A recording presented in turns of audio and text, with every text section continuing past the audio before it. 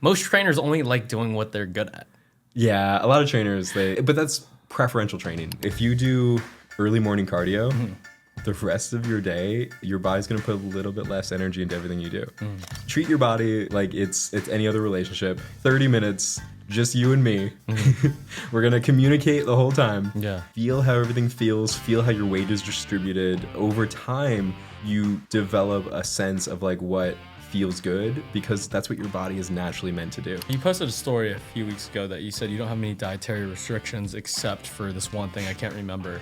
No corn syrup. No corn syrup. Which is Coca-Cola. The Corn Farmers of America literally put out a whole ad campaign. I don't know if I could use the P word. Starts with P, rhymes with propaganda. You are something that the whole universe is doing in the same way that a wave is something that the whole ocean is doing. So why don't we drink coffee? It's funny too, being from Seattle, I feel like. Yeah. Like, I think that I went to the first Starbucks in Seattle the first time I was there. yeah. How'd you like it? It was cool, but nothing special. It's a tourist attraction now. Yeah. So it's like your people go, they buy like souvenirs. They're like, I went there, but it's on Pike Place Market, like right in that area. So it's like, it's super touristy. Yeah, I mean, the same. Pike Place is sick though. Same as here, go to Venice, Santa Monica, something like that. I feel like there's a lot of locals similar to Santa Monica though that go to Pike Place. Yeah, I think the biggest difference for either area is if it's on a weekday or a weekend. Weekdays are more for like locals, more chill. Weekends, like especially like living on the west side in LA, and like having lived in Seattle and seen it on a weekday and a weekend, like weekends are like traffic, lots of tourists. It's like night and day different, Do you still like West Side? Yeah. What do you like about it? The West Side's the best side, man. What? I might have to disagree with you there. Okay, I think beach towns in general, there's this like beach culture. Okay. That is. How would you define the beach culture?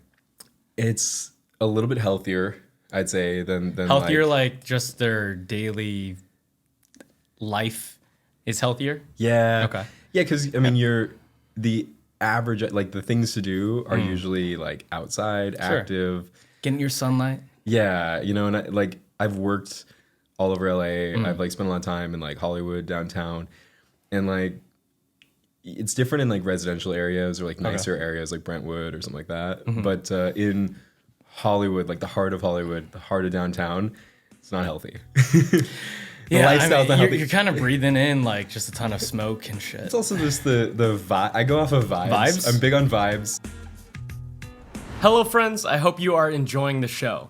I just wanted to chime in and talk to you about our friends at Bucked Up. If you need more protein in your diet, creatine to aid your muscle growth as well as recovery, or pre-workout for your demanding sets during your workouts, Bucked Up has you covered. I use their snickerdoodle protein and creatine monohydrate every single day.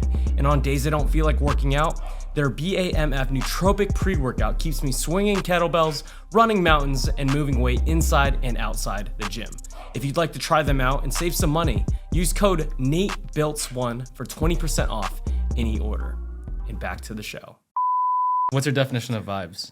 I mean, the definition is vibrations. You get in the philosophical context of like everything is vibrating at a certain frequency.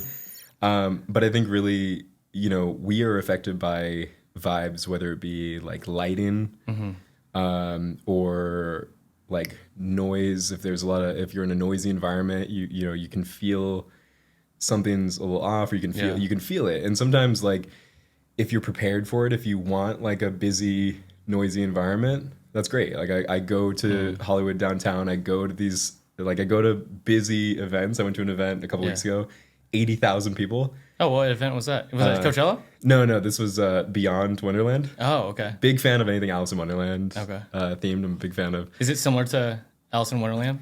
Yeah, that's the concept. So Beyond Wonderland is like they have like a. Is it a festival? Like music festival? It's a festival, but I like the NOS Event Center because you have like different vibes. You like the what center? NOS Event Center. What's that? That's the place in San Bernardino that hosts these events. So they have like 3 different stages where they always have like a DJ, and I think they usually have like a little different kind of music, so it's a different vibe. You've got like high dynamic, like headbanging, like you know, that sort of stuff. If you're feeling it, you know, if you're like I want to let out some energy, go there, jump around. Sure. Then you have other places where it's like more like trance and chill, and you can just kind of like vibe with people, you know, vibe. Yeah, but you can like. Well, the thing is, like with vibes, a lot of people say it, and a lot of people say good energy. And I've been trying to figure out like what that means, because so many people, I guess, overuse it in a sense that a lot of people don't know what it means. You're in California too, where they overuse every.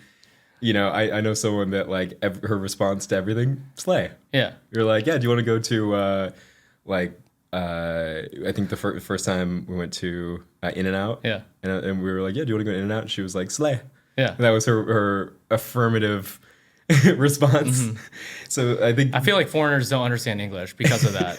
We say some stupid shit. There's dialects. Everywhere you go, there's a dialect. And California is so... it influences American culture so much that the California dialect has become like a large part of the American vernacular.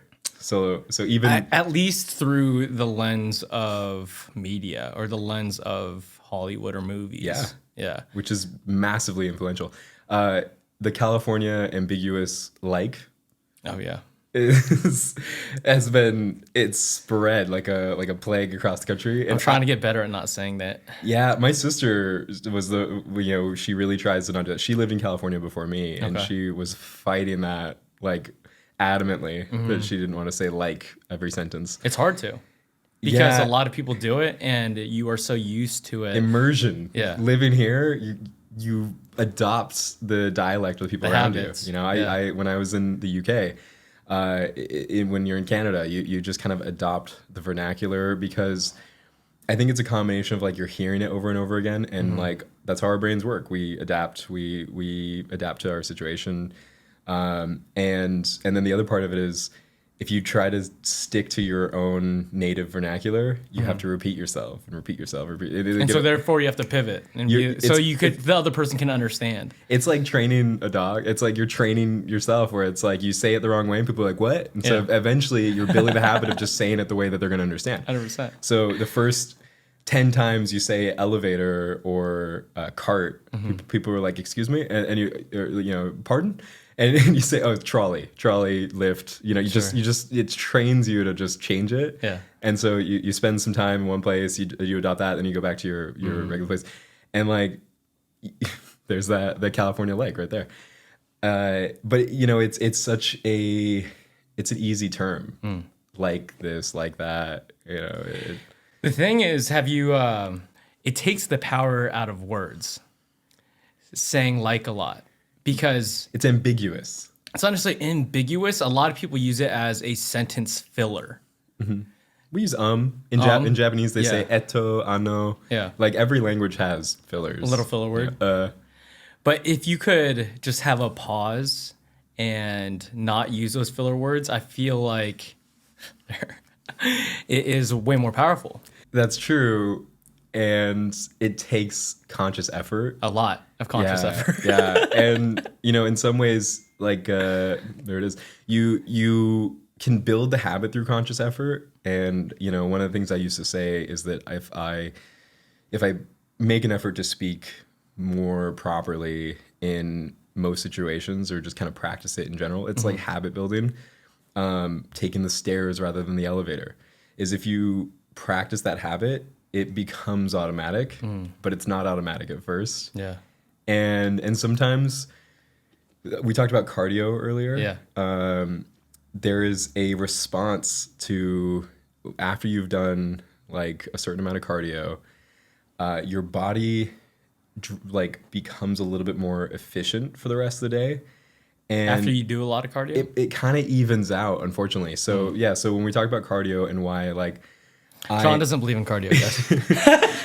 I train cardiovascular endurance in a variety of ways, but I'm not a big fan of like sustained, repetitive, short range cardio. Like I'll do short range. What do you mean?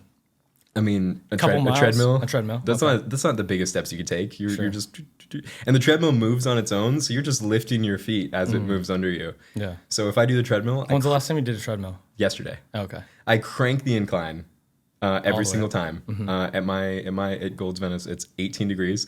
I recently went to Gold's Northridge.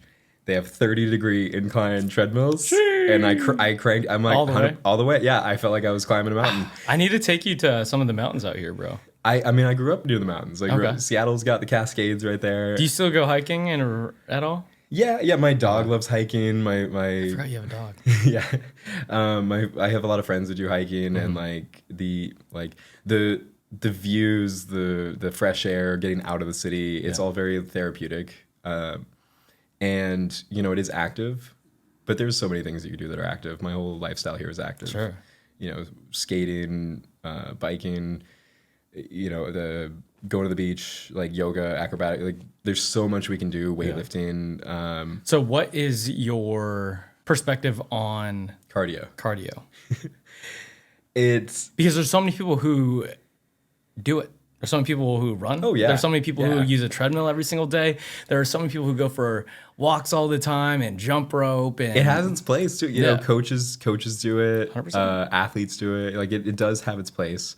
But people who objectively look at you, you're a shredded young man, and they're like, "What cardio? You have to do cardio." Yeah, like a lot of people would assume you do cardio. I do a ton of cardio. But I'm skating. Yeah, I'm doing flips and tumbling. I'm doing like gymnastics, trampoline. Trampoline is an amazing cardio, by the way.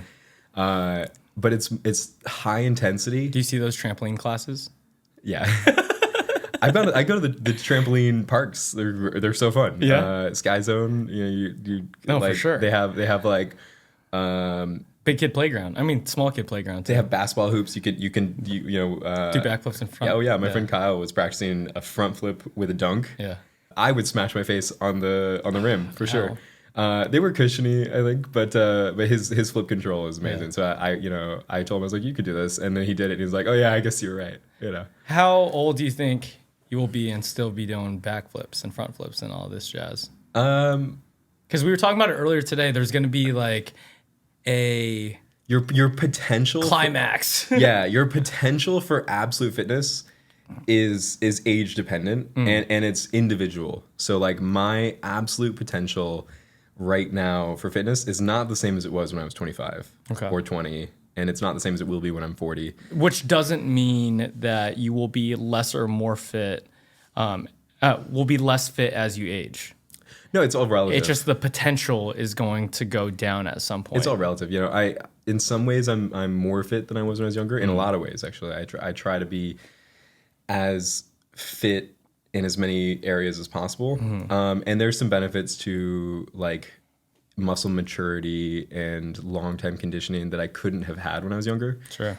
But your absolute potential for fitness does change. And what's the definition of fitness for you? It depends on the area that you look at. I think I have a chart that I think it specifically refers to cardiovascular endurance, to kind of circle back to cardio. And our maximum heart rate, our maximum cardiovascular endurance does steadily go down, decline over time. Because what's the math? 220 minus your age? Yeah. It's kind of the estimate. Yeah, and there's other factors too. But one thing that it's consistent is that whoever you are, wherever point you're at, it over time, your potential goes down. But if you build up, like I said earlier, I'm trying to get as much of my potential as I can at this age. Because I can't predict, my parameters later on. But if I get to that absolute potential now, then I can coast on it for a while. And I wouldn't be able to gain that later on. But once you get to a certain point, it's easier to achieve again. Like back to the muscle maturity. Like if you don't work out for like months. Oh yeah, muscle memory. Your muscles will have the ability to get there quicker than if you have not done it before. And that is a great case for our clients to say better now than 10 years from now. 100%. It's like you train now, you train today, you're going to reap the rewards every day for the rest of your life. 100%. If say we live for another, ideally like 50, 60 years, if we train now, we get 50, 60 years. 10 years from now, 40 or 50. 10 years later, 30 or 40. And I have clients at all stages of this, and it's a different conversation each time. But in general, it's now is better than tomorrow. It's that whole saying that the best time to plant a tree was like 50 years ago. The second best time is to plant a seed today. Yeah, absolutely. And it's true. And there's, like I said, there's so many things we can do, but it's all about building those habits now so they become automatic. I really want to circle back to that cardio and like that response. But, one good example of this is I used to work at a gym. Of the cardio? Yeah. Okay. Habits. I used to work at a gym that was on like the second floor of a building with underground parking. Okay. And I would consistently see, I worked there every day. I would consistently see people park next to me in the underground parking and then get on the elevator to the escalator to the front doors to go walk on the Stairmaster. And I would I would take the stairs to the front door, and then I would go straight to my workout because I just did a bunch of flights of stairs. Sure. I don't need to hop on the Stairmaster. Yeah. Why do you think people do that? Habits. It's human bodies strive for efficiency. So if you do early morning cardio, the rest of your day, your body's going to put a little bit less energy into everything you do. So if we want to put a conscious effort into the way that we speak or our posture or like all these sort of things, it all takes from that battery of energy that we all have. And we train in order to build up that battery so that we can like draw from it as much as we want before we start to slouch, before we start to get tired, before we have to refuel with some carbs and stuff like that, with some protein. And if it kind of evens out with cardio. If you do an hour of cardio in the morning, the rest of your day, you're gonna reclaim those calories in your habits, because you only have so many calories in, calories out, and you're either in a deficit, you're either catabolic or anabolic. Are you a lover of making cocktails or work as a career or part-time bartender? If so, mix like a pro with A Bar Above. A Bar Above has the best mixing tools on the market, from shakers and strainers to mallets and ice picks. A Bar Above has you covered with all your cocktail needs. Use code BILTZ, BILTZ, for 10% off any order. So catabolism is when your body is breaking down and reuptaking nutrients and cells and stuff like that, and you're breaking down things that have run their course, that have done their job. This is a normal part of metabolism to once you've finished with that neurotransmitter, once you've burned that calorie, then you take whatever the remainder is, the leftovers, and you process it, and it's waste. And then you have anabolism, where through different parts of your metabolism, your body's building up new tissue, strengthening, growing, fibroblasts, osteoblasts. They're building new tissues, they're building bone, and they require minerals, nutrients in order to do that. Those are the raw materials. And, that's why I always encourage people to crank up the output and not to drop down the input. If they're eating a certain amount and they want to make progress, build muscle, get more toned, like get a healthier metabolism, crank up that output, work harder in the gym, do a harder workout, push heavier weight. Yeah, because if you're gonna do cardio in the morning to burn those calories, you're gonna get it back in the rest of the day. And if you want a huge battery day to day, you got to eat a lot. You gotta build up a body that is efficient enough to house a battery that has thousands of calories ready to go every single day. Yeah, I just started changing my habit, I guess. I used to fast every single day, like intermittent fast until around 2, 3, 4 p.m. and then eat a huge meal. And it worked well for me for a certain time. I really like training fasted. But then I got into certain amounts of ultramarathon training. Like I did my first one, I think in August, and it was 30 miles. And the way you train for it, you have to have enough carbohydrates and you have to have enough energy to last through. And we'd always eat during and then I'd still get cramps, but it wasn't until I started eating in the morning, like a full breakfast, like 4 eggs, some sourdough toast, blueberries, some yogurt, that I'd be energized without any cramps for the entire run, and it really changed my perspective of what you just said now of like, whoa, like you have this full battery all day now. Yeah.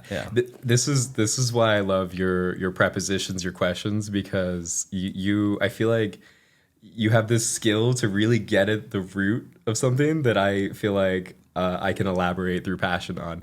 So fasting has its place, and like you said, there's some temporary benefits, stuff like that, but I don't feel like it's a long-term solution because over time it's not the kind of habit that you want to have as you get older. We don't want a slower metabolism. We want to keep it high. And so if you want to maintain a healthy metabolism, like in terms of long-term metabolism, a lot of people talk about metabolism as like, oh yeah, that guy's a fast metabolism. Like he just burns calories quickly. Like what is metabolism? I mean, that's metabolism in general is the sum of all of your biological processes that support your activities, your being alive. Like you have your basal metabolic rate, your base metabolism, which is just to keep you alive. Yeah. And that's most of what most people burn. That's most of it. And then beyond that, the additional, cardio, anyone that's done an hour of cardio, they look at the calorie count and they're like, that's it. And that's because, most of our basic rate is pretty low. That's most of our metabolism. It's just being alive and supporting that sort of stuff. We burn more calories when we're sleeping than when we do watching TV. And your brain actually has the potential to burn more calories than the rest of your body. Competitive chess players burn like 1,000 calories an hour, like just playing chess. That's why like a lot of people do get tired when they're at their desk job. They're like, and they crave carbs because your brain and your muscles run exclusively on sugar. And so you talked about endurance, marathons, things like that. You need carbs. Your body has a battery of glycogen, stored sugar ready to use. And that's your blood sugar, your liver can hold some of it. In the morning, you're at your lowest usually because you just fasted all night. You were asleep, your body's doing stuff, it's building things, it's synthesizing necessary like hormones, growth hormone, IGF-1, things like that. And all of that takes, carbs, sugars, proteins, amino acids, stuff like that. And so when you wake up in the morning, you're on E. And so you want to refuel it. You don't take a sports car out in the morning and doesn't have a lot of gas in it. You're not going to go very far. Yeah. But if you want to win the race, if you want to really push it, you got to fuel up all the way. You got to make sure you have a full tank. And like you said, it starts with a big breakfast. Usually in the first hour or so of being awake, you want to refill that to kickstart that metabolism for the whole rest of the day. A good rule that, are you familiar with Tim Ferriss's 4-Hour Body? Mm-mm. So he has a big thing of 30 grams of protein within 30 minutes of waking up. Mm-hmm. Yeah. Yeah. I mean, there's a number of specific things that people can shoot for and stuff like that.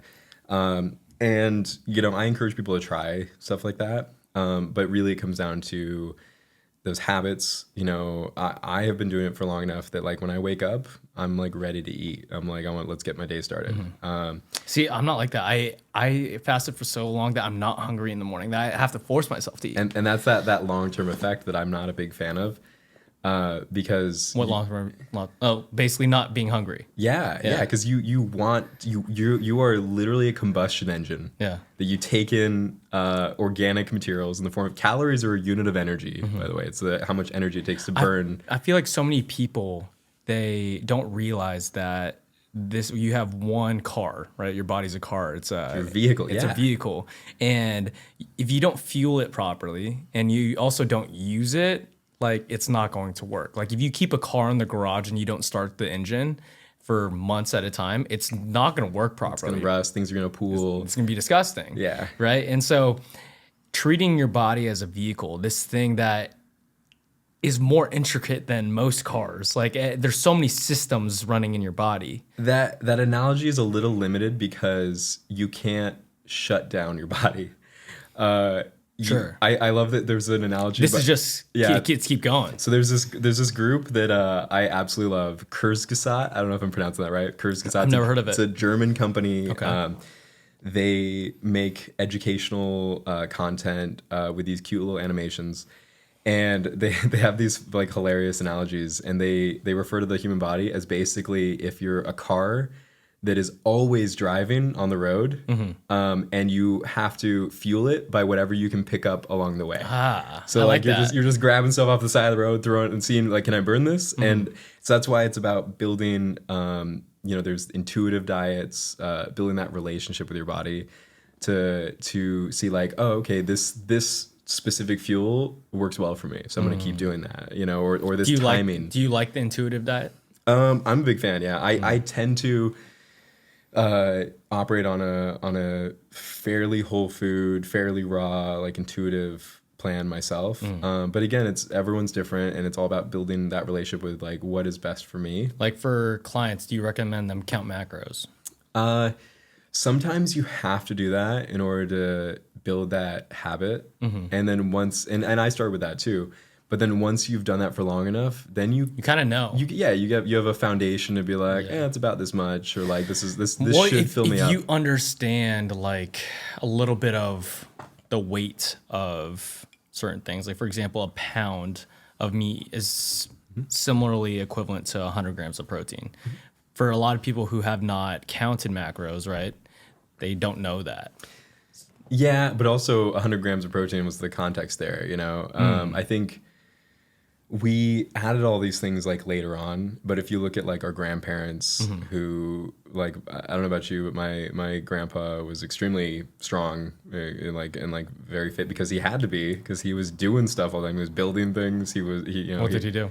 Well, so we just kind of come from a background where like, you want a fence around your house, you build it, yourself. So when I was a kid, I helped my grandpa build a fence around our house. Sure. And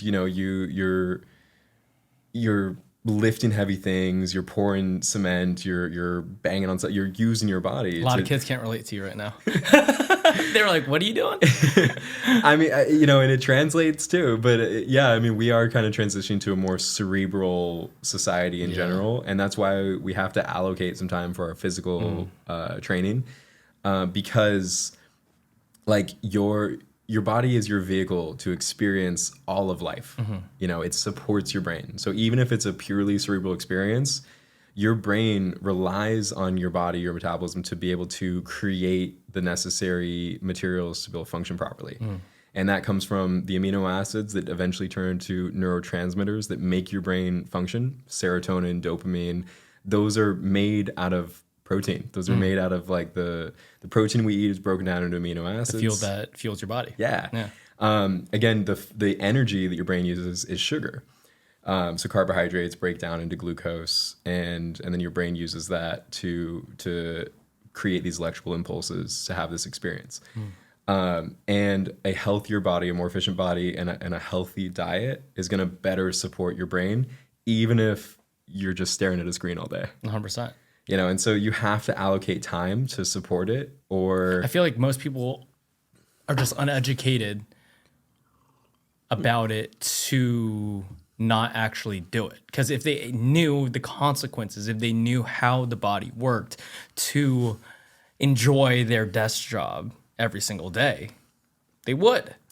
Sit happens. And that's what I tell my clients when they have a job where they're sitting all day. Yeah. And they're like, I got this pain, I got this thing going on. It's like, it's your body telling you, like, you gotta move around a bit, you gotta stretch, you gotta stand up sometimes. Because sit happens. Yeah, sit does happen, and it fucks you up.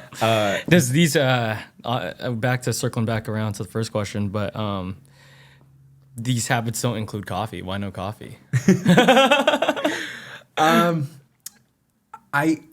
The easiest answer, I don't really like the taste. No, that's really it. It's bitter. I never got into it. I'm not crazy about bitter things. Yeah. I also don't like IPAs because they're bitter. Okay. But love me a good IPA. that's not to say I don't have caffeine. I have caffeine in teas. I'll have pre-workout. Mud water too, right? Yeah, yeah, and mud water has it's a tea at its base. Yeah. Shout out to mud water. Yep. We love mud water, guys. Well, yeah, and if you look at their use me or John's code. Yeah. And if you have any questions about like adaptogenic mushroom supplements, please message me. Either one of us, we're welcome to field that. But at their base, they're usually like a black tea or something that has, they have herbal. Usually black too. tea. Yeah. Yeah, and that has caffeine as well. Caffeine, if you follow Huberman, it suppresses the adenosine receptors so that you don't feel like tired, but eventually that wears off, the half-life ends, and then you get this dump of adenosine and your body puts you to sleep. In some, there's some studies that say that caffeine can kind of help regulate a good schedule, but that's also in the context of like society where we want to wake up early, go to bed at an appropriate time. And like nobody has to be like the night watch. Really, you got some people that are up at night for various reasons. But if you take caffeine late at night, do you usually stay up or can you fall asleep on it? I used to be easily able to fall asleep after having caffeine, and I think as I've gotten older, I can't do that as well. Mm-hmm. John talks like he's like an 80-year-old man, guys, like all day. I'm like, bro, you're still young. I think aging athletes, we acutely feel everything we do to our body. Sure. What's the saying? Bodies in motion, stay in motion. Sure. So like part of the reason I train is because I have to. If I stop, like things are gonna start to fall apart. I mean, there's more. It's like it's your job, you enjoy it. They're active. I mean, there's more to that. Yeah, that's true. But yeah, I mean, as we get older, we start to feel like the consequences of our how we treated our body in the past, and that's true of any age. Give me an example for you. So when it comes to like a certain type of movement or a body part. Easy one is my wrists. I have done so much like sports, tumbling, like handstand, like all this wrist stuff. Wrists do a lot. I used to skateboard. I still skateboard actually, but you have to fight the urge to just land on an extended arm. And you fight the urge, but you also kind of want to condition it a little bit. So I've had a number of wrist injuries, torn cartilage. It's crazy though, because you could still hold handstands and do your back handsprings or whatever. Yeah, I mean, injuries can result in scar tissue, but we always heal, and movement is medicine. It does heal you.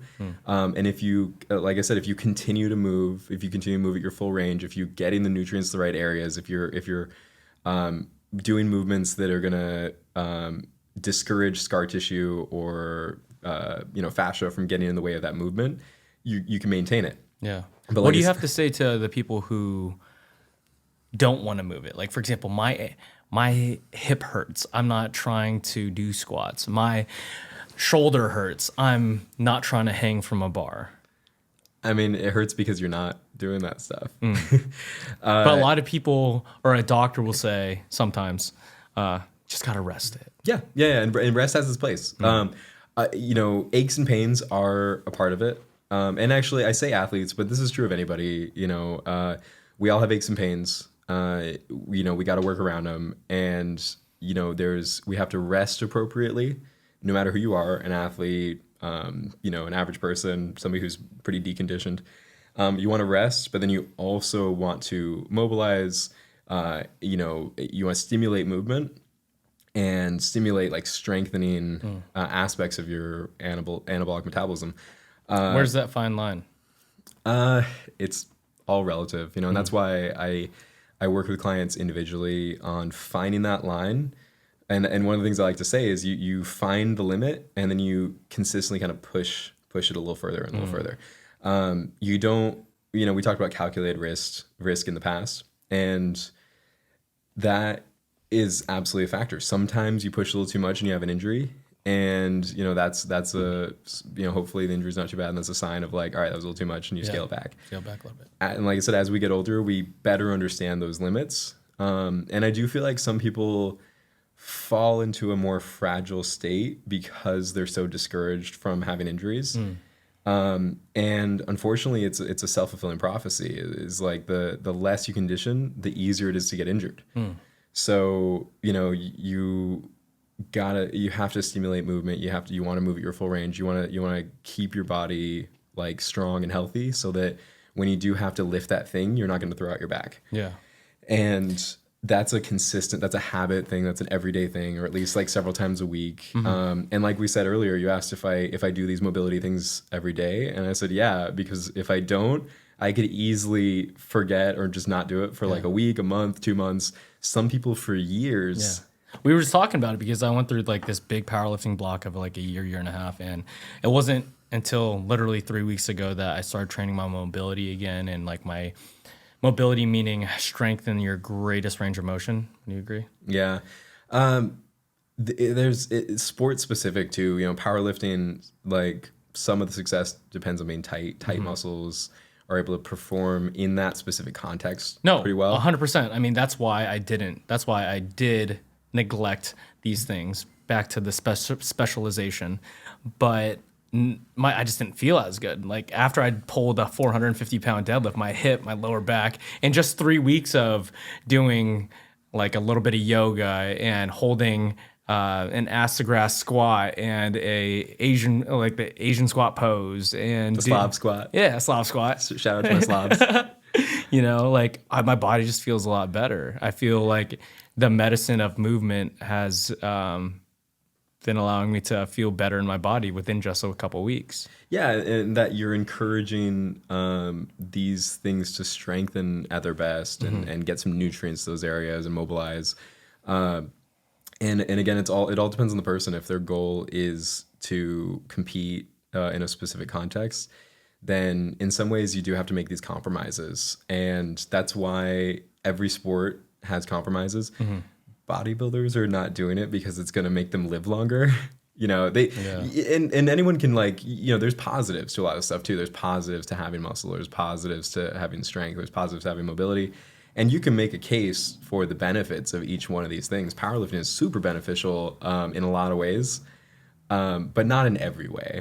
And, you know, if you have a specific goal, specific career focus, stuff like that, like you got to prioritize that if that's what you want to get out of life, you know. And then once you've achieved that, once you've gotten to a certain point, then you can revisit it and be like, all right, how do I feel now that I've done the things I want to do? Now I can invest in my mobility a little bit more. And, you know, you can build off of the conditioning that you get from other sports. You know, powerlifting there's a lot of conditioning with powerlifting that you can build mobility off of that. Oh, for sure. There's some clients that I work with that they do a regular body weight squat and they can't hit parallel. Yeah. But they load the rack up and the weight allows them to get a deeper stretch. Back to what we just talked about, dynamic stretching, right? It's a form of that. You use a little bit of force, if that's force from momentum of touching your toes, and you could go further than just a static stretch, like of just trying to touch your toes, versus the momentum of you just dropping down. That's similar to like a weighted squat. Yeah. You know, and the weight and speed and stuff like that are like they're related. You know, if you're we talked about like using the force of a jump to put you into a squat, and like in that moment you can treat that as a stretch, as the weight, as the, you know, the force, force of the landing is pushing you down in the same way that a weight would push you down. And that's probably safer too. Yeah, and I think one of the things that a lot of trainers learn right away is that you can drill form with body weight all you want, but as soon as you put some weight on the bar, as soon as you hold the bar, you know that it's different. And it's different because you're under that weight and your body is going to react to it. You're gonna in a lot of ways it'll force you to have better form. Sure. And that goes back to that like appropriate amount of risk. Some people push it too far, and you know, you see people who do these squats where they like come up like butt first. They call that the stripper squat, guys. And not in a sexy way. Your back will be blown out. And you know, there is some conditioning with that, but if you push it too hard and you tear something, totally ignore that. He's trying to stay serious, guys. I mean, it's true. Yeah. You could injure yourself, but you know, some people, that is part of it, is they want to get close to that thing that's going to injure them to strengthen. But it's about being aware of that and knowing what your risk is. And I think a lot of people, they do that thinking like, oh, I just want to get a lot of weight up, and that's how they do it. Yeah. Well, we were doing chest flies today, right? Yeah. And the thing that is really admirable about you too is the ego of lifting is not there. Like, for example, you have a really good controlled weight of the weight, and you don't care about it. Like most people, at least for me, when I was like 18, 19, 20, like I would put up 225 pounds on a squat or a bench, and it's ugly. And like, it's not all the way down for the depth. And I'm just like, oh yeah, I'm like gonna hit 315 one day. And it's not, I'm like going down 4 inches. Like when I first started lifting, that's how I was like, it's all about the weight. Ego lifting. Yeah. It's a real thing. I think I do have a little bit of comfort in that because like nobody's really disputing my fitness level or my strength. Yeah. So like What did you say I am a little bit of an authority on the matter where Yeah. I could say like, using less weight, slow it down, it's gonna challenge you in a different way. Yeah. You know, and I can say that with confidence because I've done both. I have tried to overload. And when I first started training, one of the things that was very fortunate for me, it was all about how you frame things. It was fortunate that I couldn't afford another gym membership. I was in college. I was training. I started training when I was 18 years old. Okay. And I worked out at the same gym that I trained at. And so my clients and prospective clients could see what I was doing. And I had to be an example of good form. I had to be an example of good practices, because you got to practice what you preach. You know, like we are an example of the work that we do.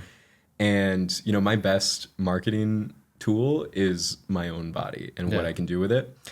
And so for a long time, it was so hyper important to me to have proper form, to be that example, that I built that habit so that, you know, I don't care what the weight is. I want to have perfect form. And that's why I will tell people right off the bat, like, I don't do 1 rep maxes. I don't do these crazy things most of the time. Occasionally I'll test it out, see where I'm at, in a safe contact, you know, and you know, I do like proper safety measures, things like that, because I don't want to be out with an injury. Yeah, no. And it's a bad look when you're a trainer trying to help people fix their bodies when you're injured. It's not a good look, guys. I always, I mean, you know, injuries happen. I've had injuries, but I always love when a trainer is like training a client and they've got like the boot on. Yeah. You know, it's like, oh, you pushed a little too hard, huh?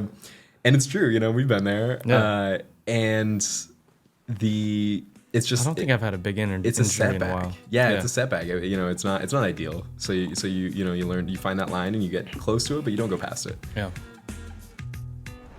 Have you had any problems sleeping or snoring? If so, hostage tape could be your answer. Mouth taping and only nasal breathing has shown to prevent snoring and offset sleep apnea. It brings more oxygen to the brain, gives more aesthetically pleasing craniofacial features, and improves your overall cardiovascular health. Give it a try at www.hostagetape.com and use code NATE49486 for 10% off. Dude, we have a lot of fit friends. We live in like this 1% of fit people, right? You more so because it's West Side. Yeah, like, we have the same friends. Yeah, same friends. But you're around them more. Like I'm over here. Actually, it's the beach culture. It's the beach culture. It's the beach towns. Yeah, you know? I hang around with a lot of ultra runners now, and they're fit in different ways, mentally, endurance wise, and West Side's more aesthetically pleasing people. Oh yeah, I mean that's why they're there. They want to be out in the sun on the beach.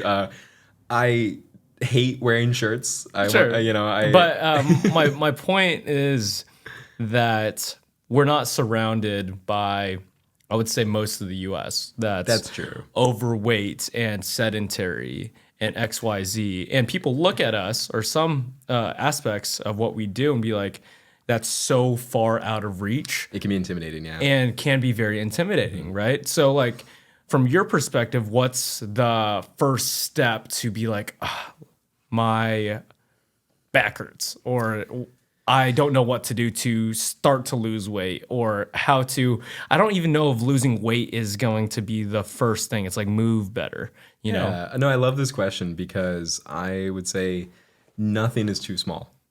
Build the habit, whatever it is. You could, and I tell people like set a phone reminder every day to just move for like 20 minutes, 30 minutes. What's the movement of Doesn't choice? Doesn't matter. Just consistently build the habit of doing something. Okay, they don't know what to do. What options would you give them? That's true. Literally, I mean, they could anything. You know, if they want a specific routine, I'm more than happy to send that to them. But you know, we all know what a push-up looks like. We all know how to jump. You know, roughly. You know, we can. It's about spending like. Imagine you want to build a long-term relationship with your body, and you got to plan a date. You got to allocate some time. If you have a girlfriend, and every single week you're like, I don't have time for you, she's not gonna be with you very long. She's not gonna be happy. You know, it's like you have to set up the time and stick to it. And you know, like I said, nothing is too small. You know, and it's the same with relationships, same with your body. Which it is a relationship, right? You're with it every single day. You got to build a relationship with your body. And so, yeah, treat your body like it's any other relationship, and you say like, all right, I'm going to give you 30 minutes, just you and me. We're going to communicate the whole time. Yeah. And yeah, you just move, you know, go into a squat, feel how everything feels, feel how your weight is distributed. You know, over time, you develop a sense of like what feels good, because that's what your body is naturally meant to do. You know, we create endorphins from working out, from movement, because our body is we have evolved to crave movement, and it makes us happier. It brings us like better quality of life and stuff like that. A lot of people would disagree in terms of craving movement. It's all about long-term benefits over short-term comfort. Sure. And you know, it's the same way with dating. Is like you got to put in the time. You got to do the work, and then effort. As you do the work, it has to be effort. Yeah. Like if you stay at home and not try to go out or do an app or anything like that, you're not going to go on a date. Yeah. Right. Yeah. Same with your body. So as much as I would love to encourage people to take me on as their coach, let me develop their program, train with me, and things like that. The same thing I tell my clients, whether I'm there or not, whether it's a chargeable service or not, the thing, honestly, I don't gatekeep anything. The thing that is best for them is to spend that time developing a relationship with their body, whether it's with me, whether it's with what they can find on Google, you know, and, you know, over time, as you know, if you're building that relationship with your body, you're gonna learn a bit. You're gonna figure out what's good for you, and that's gonna grow, and then you have a foundation to take on bigger challenges that may have been intimidating before you started. Yeah, 100%. It's all about anti-fragility. Yep, I do like that. You just started this new. Is it program or type of fitness? Fire fitness. Fire Fitness with John Michael. So what is Fire Fitness? That is my health coaching company. So whether it be, like I said, in the form of one-on-one sessions or long-term programs, I work with individuals on my mission is to help people develop that relationship with their body. Like we talked about before, is like it brings me so much like fulfillment, so much happiness to have a very strong relationship with my body, that I just want to share that experience with other people. You define it as like a holistic fitness. It is. Right? It is. Yeah, absolutely. Yeah, you know, I focus on health. What does that mean? I focus on health and longevity and, you know, functional fitness. I'm not a bodybuilding coach. I'm not a powerlifting coach. You know, I can steer people in the right direction, but my priorities are always health. Health meaning?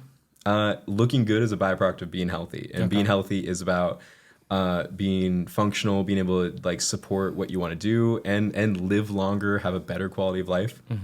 One of the things I say, looking good meaning just being lean. Attractiveness at its root is based in health. You know, we desire partners that are healthy. Because that's an indication of what they're gonna bring to the relationship, how they're gonna be able to contribute, and then family. Yeah, moving forward. Raising kids. One of the things I say is you're not gonna care about what you looked like when you were 30, when you're 80 years old. But what you will care about is, can you spend time with your grandkids? Can you do activities still? Can you spend some moments just being comfortable, pain-free?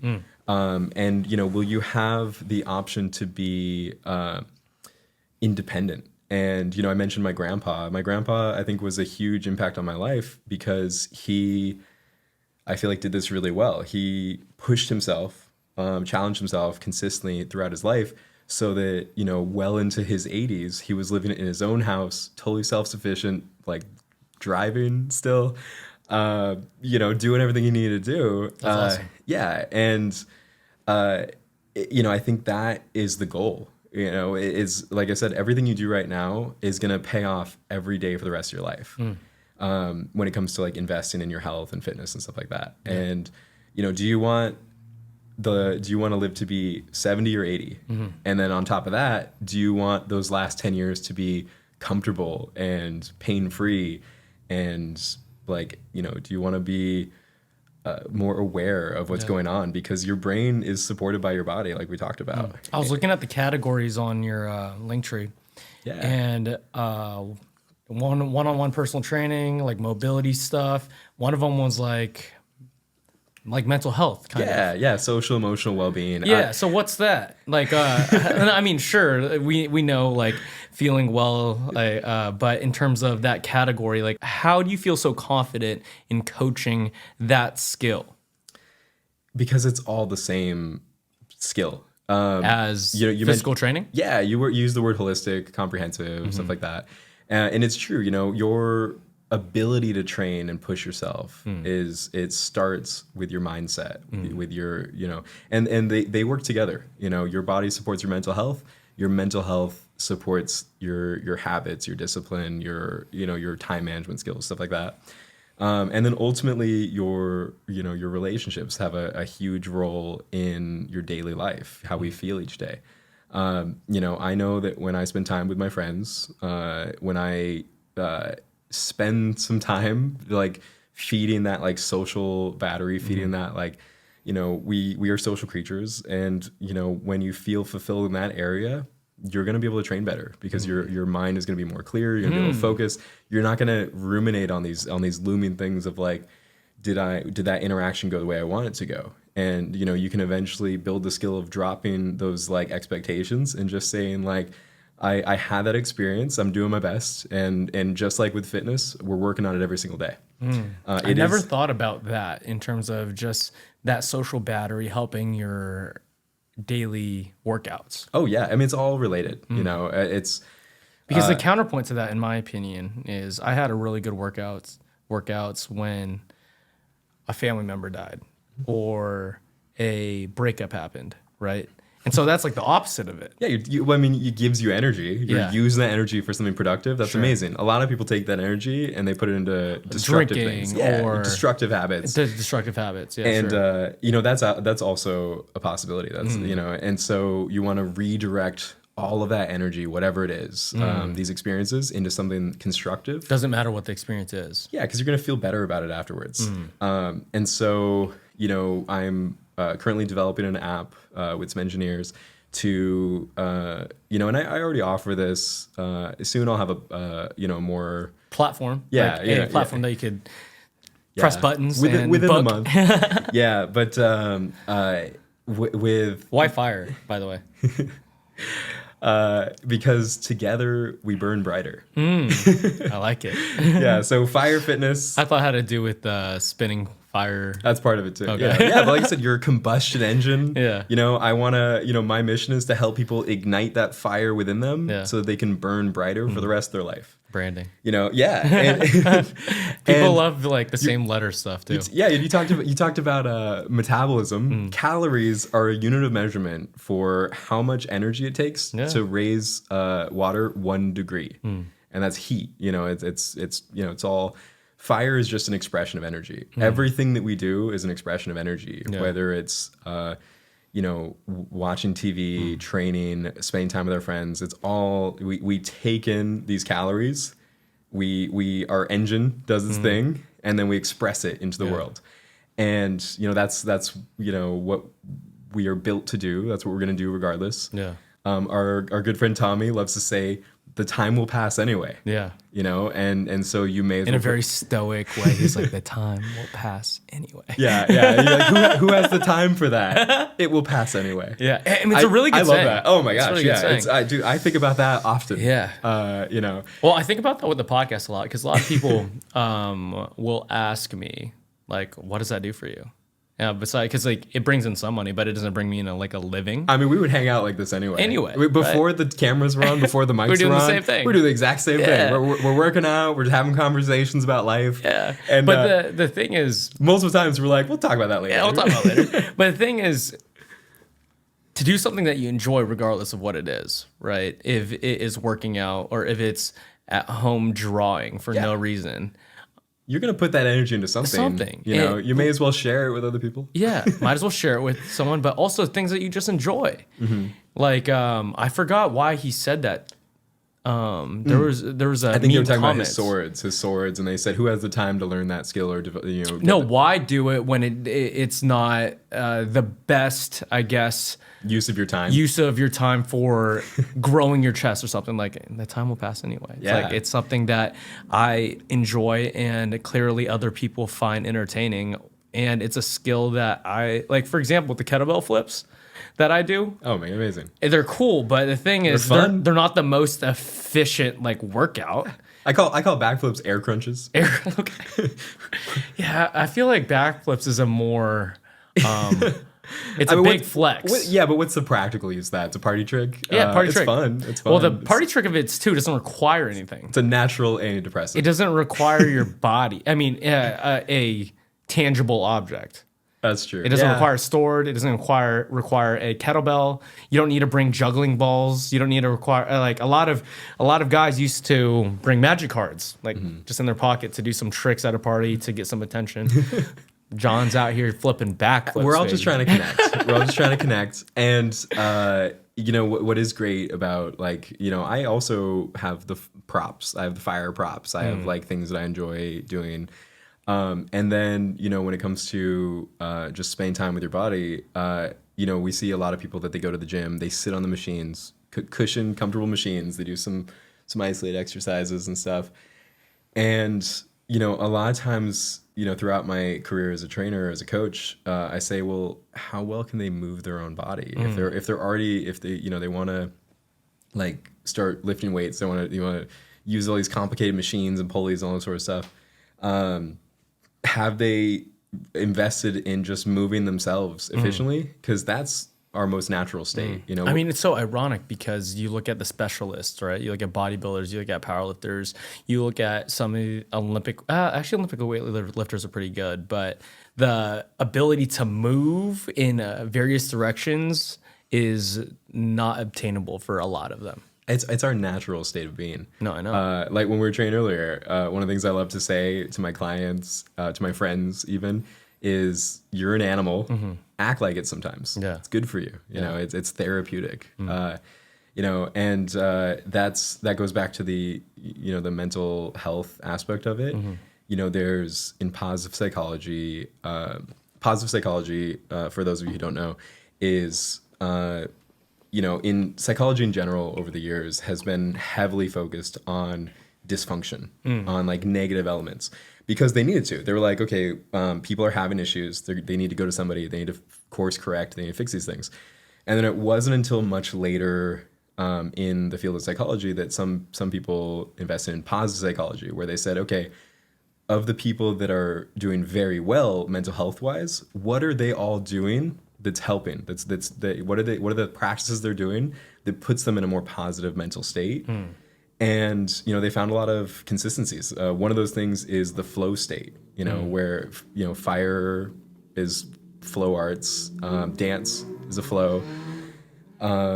In anthropology, they refer to it as muscular bonding, where there's a drum circle, somebody banging music, a DJ music, leading a group, and everyone's moving in unison because it's very therapeutic. It's good for your mental health. Yeah. And to be able to move like an animal and kind of just turn your brain off for a little while, and go into that state of flow is so healthy. It's so beneficial. Do you think it could be done in a lot of ways? Because a lot of people will, a lot of people would describe like flow state in writing music. Yeah. Yeah. We find it in dance, in weightlifting, in yoga, in music. There's non-physical versions of flow state, meditation, stuff like that. But there is also a physical element, which is to flow with your body and to just kind of move with momentum. And when you let momentum guide you, then you don't have to think about it. When you're in a backflip, you can't think about whether or not you left the oven on. Maybe eventually when you're really advanced. You're really you have to stay present. You're like when you're upside down in the air, the only thought you have is landing, putting your feet on the ground. There's consequence to it. Like if your mind goes somewhere else, you have a higher chance of landing hard, not on your feet. and that I don't know if you noticed this when you were looking at my services, but that element of my training, my health coaching, is also psychedelic integrated, because I do feel like that can also help people reach that state. It's a tool, just like anything else is a tool. And I think a lot of people, they want this like miracle pill. They want this like passive solution where they don't have to put in the work. They're like, what's the one thing I can do that's going to return to me 100 times back? Ozempic. I don't support that. I'm all about health. I think there's that's popular now. It's really popular, dude. I have one client taking it. I'm not happy about it, but and I feel like a lot of times when people do these things in like the bodybuilding world, it's like, did they do everything they can to stimulate that in a natural way first? Yeah, but back to your habits point. If someone does a bad habit, like, I don't know, eat sugary cereal every single morning for 30 years. I mean, we're drinking whiskey right now. I mean, it's not a bad habit. I don't drink it every day. You don't either. We fermented food before we farmed it. Yeah. And it's hard. It's extremely hard to break because I don't think I've had a bad habit for more than maybe a year. Yeah, but you're very healthy, and I think because we prioritize our health, our body keeps us in check. No, that's what I'm saying. Like I can't relate to some clients because I've never been there. Yeah. Like a 30-year habit, like I couldn't imagine. Sugar is very addictive. Sugar is so addictive.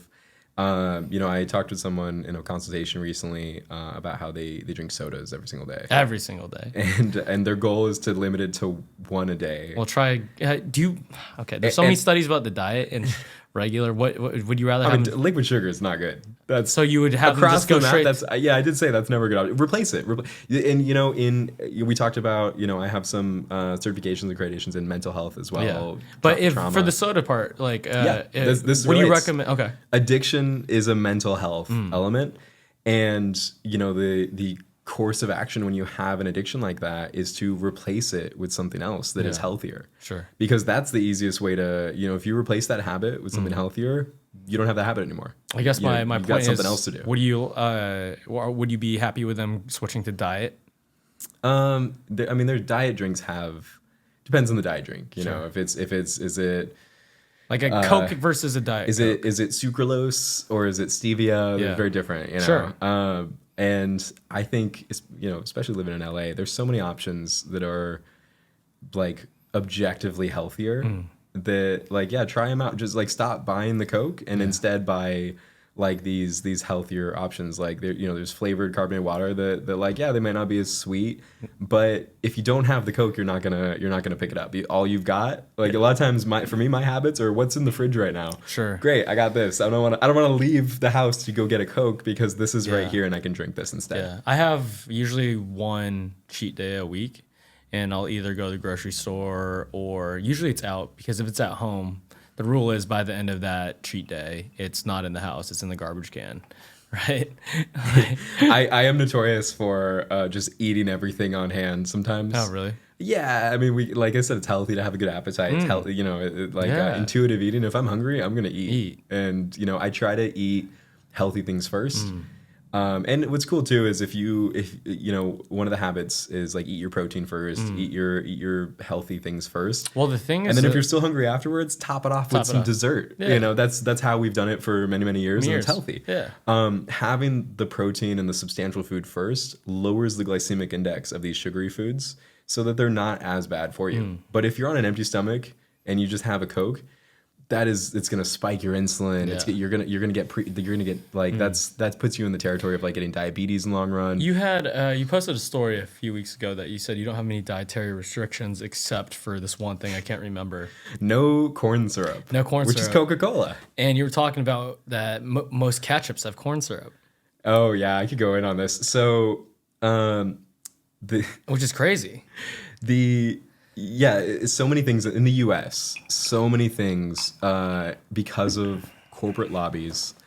These corporations have lobbied the government to put so many like tax benefits and things like that on utilizing corn syrup because we've got a bunch of corn farmers that are farming corn we'll never eat. And it's forms of corn that we don't even eat because that's not the corn that we use to make corn syrup. There's like documentaries where people have gone through the whole process. I watched these; they're great. Where they go buy a plot of land, they farm the corn, they sell it off to the government for this like money, and then it goes off in storage and it's never used. And then they went on to create corn syrup out of it because there's so much. In this lab experiment, they test it out. They're like, it's extremely like it tastes sweet, This is an American problem. Well, it's because there's this chart that I looked at the other day, and I compared Heinz ketchup in Europe versus Heinz ketchup in the US. Because they don't have the same tax benefits to use corn syrup. I was like, and it shows the ingredients for the one in the UK or whatever it was. Tomato, sugar. Yeah. And versus the one here, there's like 10 ingredients and corn syrup. Like corn syrup's number one. Yeah. Corn syrup is number one, and that's the problem is that they're. But it's just like crazy that it's the same company. But and we vote with our dollars too. So when I go to the store, when I buy ketchup, maple syrup, anything else, I look at the ingredients, and if corn syrup is in it, I don't buy it. I buy literally anything else. And what you said was hard to find. Sometimes it's hard to find, yeah. And sometimes you got to go to other stores. I do shop at a couple different stores. What's the go-to? I love Costco. Okay. I love Costco, Trader Joe's. Those are my two go-tos. Yeah, we talked about this last time, I think. Yeah. But corn syrup it's such a political thing in the U.S. that we call it the glass bottle Cokes and stuff like that. Is any Coke that is outside the U.S. uses cane sugar, and it's Mexican Coke way tastier. So much better. I always treat myself to a Mexican Coke after a long run, like anything more than 10 miles. Yeah. It has its place. Guilty pleasures. I like cane sugar sodas. Yeah. But the difference, the U.S. government, the Corn Farmers of America literally put out a whole ad campaign. I don't know if I could use the P word. Starts with P. Rhymes with propaganda. And they had this campaign where they were so outrageous that SNL made a parody of it. Where you have these like these like mothers that are like, oh, you give your kids corn syrup? Well, you know what they say, and they don't know anything about it. They're like, what do they say? They're like, and then the other person is like, well, it's fine in moderation, and it's the same as regular sugar, which sugar is an ambiguous term for any simple carbohydrate. You have monosaccharides, disaccharides. All carbohydrates are polysaccharides, chains of sugars. Our body can only use glucose, which is a single monosaccharide. So what happens to all those other different types of sugars? So all those other polysaccharides, your saliva and your upper digestive system has enzymes that break them down into glucose eventually to use for energy. And that's what your brain runs on, your muscles run on. And the more complex the carbohydrate, the lower the glycemic index, so that you get a more steady supply of blood sugar, which is necessary. We have to have blood sugar to live. And so when you eat a potato, that's technically long chains of sugars. And eventually, in a very healthy way, your body should break it down into usable carbohydrates. The problem with corn syrup is that it's not glucose. It's a different monosaccharide, a different single sugar molecule that your body can't actually use. So one of the 23 functions of the liver, I'm going to get real nerdy on you guys, is your liver converts that fructose into glucose in order to use it for energy. And every single time it does that, it creates byproducts like VLDLs, very low density lipoproteins. If you're familiar with cholesterol, HDL, LDL, this is the worst kind of cholesterol. Yeah. And I would argue that the prevalence of corn syrup in the US has a lot to do with the amount of heart disease and high cholesterol. It's poison. And yeah, it is. Killing people, bro. Yeah. It is the reason I refer to that ad campaign as like propaganda is because it relies on misleading people that it is in some way equitable to other sugars, and it's literally a different molecule. Your body can't use it. Your liver has to convert it. It creates these unhealthy byproducts, and there's long-term health ramifications to that, especially if you're drinking it every single day. Especially if it's in your food all throughout the day. It's similar to the marketing of vegetable oil, right? Yeah. So like vegetable oil, it sounds healthy. And then, like, a lot of people get it because it sounds healthy. Like, oh, vegetable oil, that must sound good. I mean, you already know the easiest way to avoid all this sounds really complicated for a lot of people. Butter. And this is where it could get a little overwhelming. Easiest way is just to avoid processed stuff. My first nutrition teacher, who was also a naturopathic doctor, his method was when you go to the grocery store, you walk the perimeter. And then you just leave because all the aisles have all the processed stuff that you don't really want anyway. You know, so you hit the fruits and veggies, you hit the meats. Yeah, I mean, I eat breads and stuff like that too. And like you get the grains, you get the rice bread, all that sort of stuff. You get the meats, the dairies. Like I'm not anti-dairy, I'm not anti-wheat. It's all case by case, individuals. Sure. A lot of people are sensitive to certain things, and obviously don't have them if you're sensitive towards them. Yeah, exactly. Yeah. But you go to all the regular food, and then you just skip all the processed stuff because it's not going to be good for you. It's crazy. It's like 90%. Yeah. And that's why I love Trader Joe's, and that's why I love Costco is because they cut the fat where there's fat. Yeah. Whereas like the other companies. I went to Ralph's for the first time in months because it was, I think, 11 p.m. and Trader Joe's and Costco's closed. I'm like, depending on where you are, Ralph's is Kroger.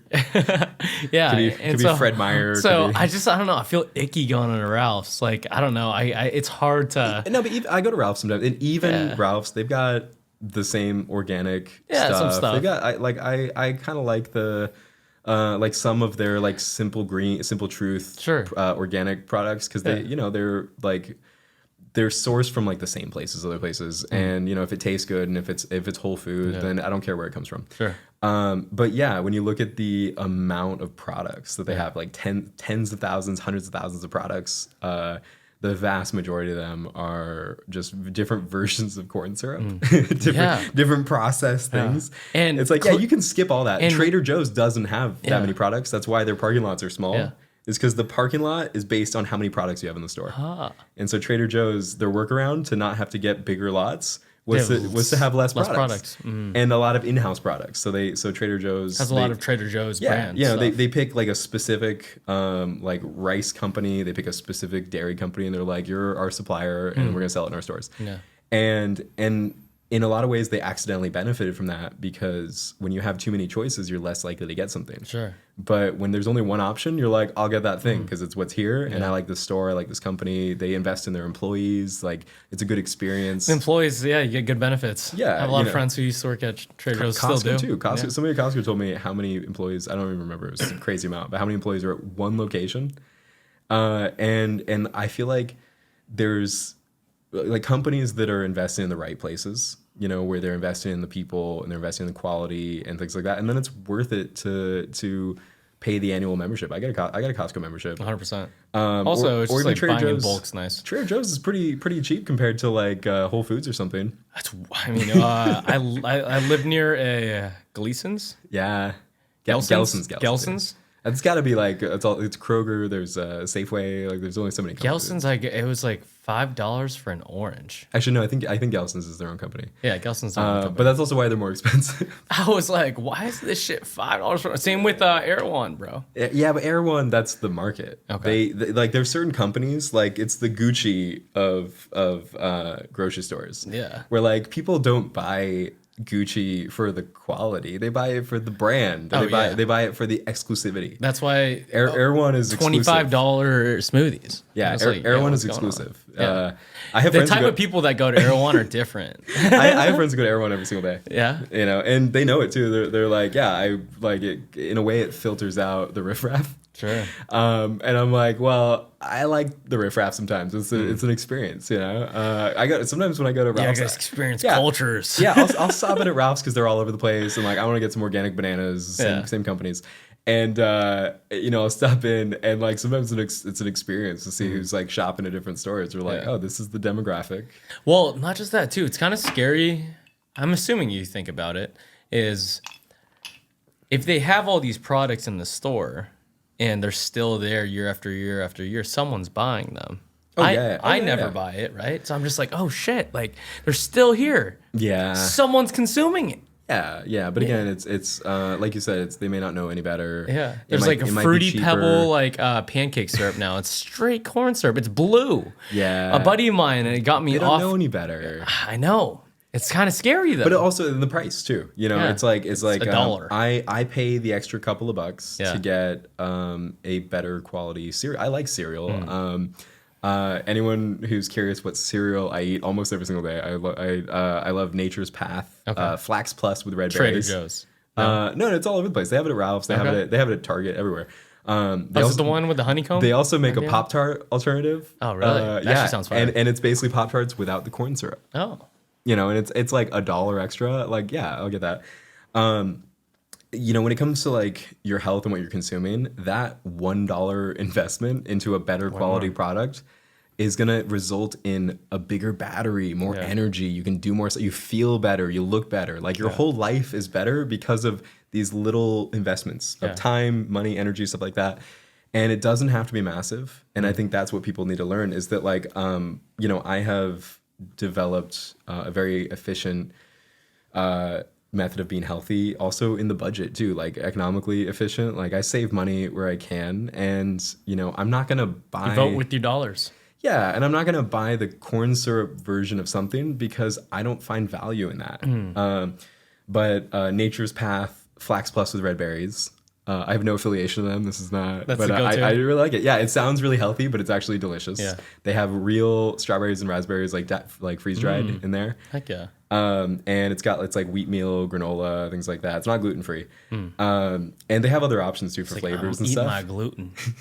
Yeah, but I mean that's the thing too. Is like when people talk about like gluten free or being like anti-wheat, anti-dairy, is like there's a quality element as well that a lot of people don't consider. They just group all wheat into a bad category, and it's like, well, are you eating Wonder Bread or are you eating like Wonder Bread's still around? That's just been around for years.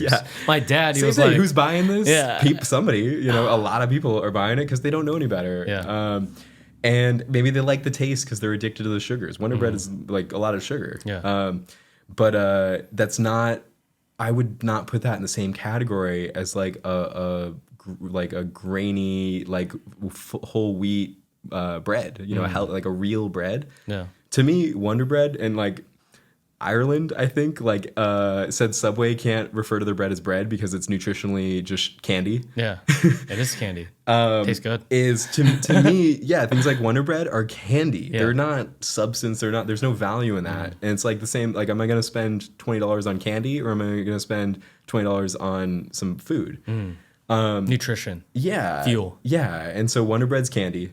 Addictive. And then you have like real wheat, like real bread that like if you eat in a healthy whole diet, your body can break it down. Your body can handle it. You know, aside from like celiacs and people that do have these food sensitivities, like the food sensitivities, lactose intolerance is just a deficiency of an enzyme that breaks up lactose.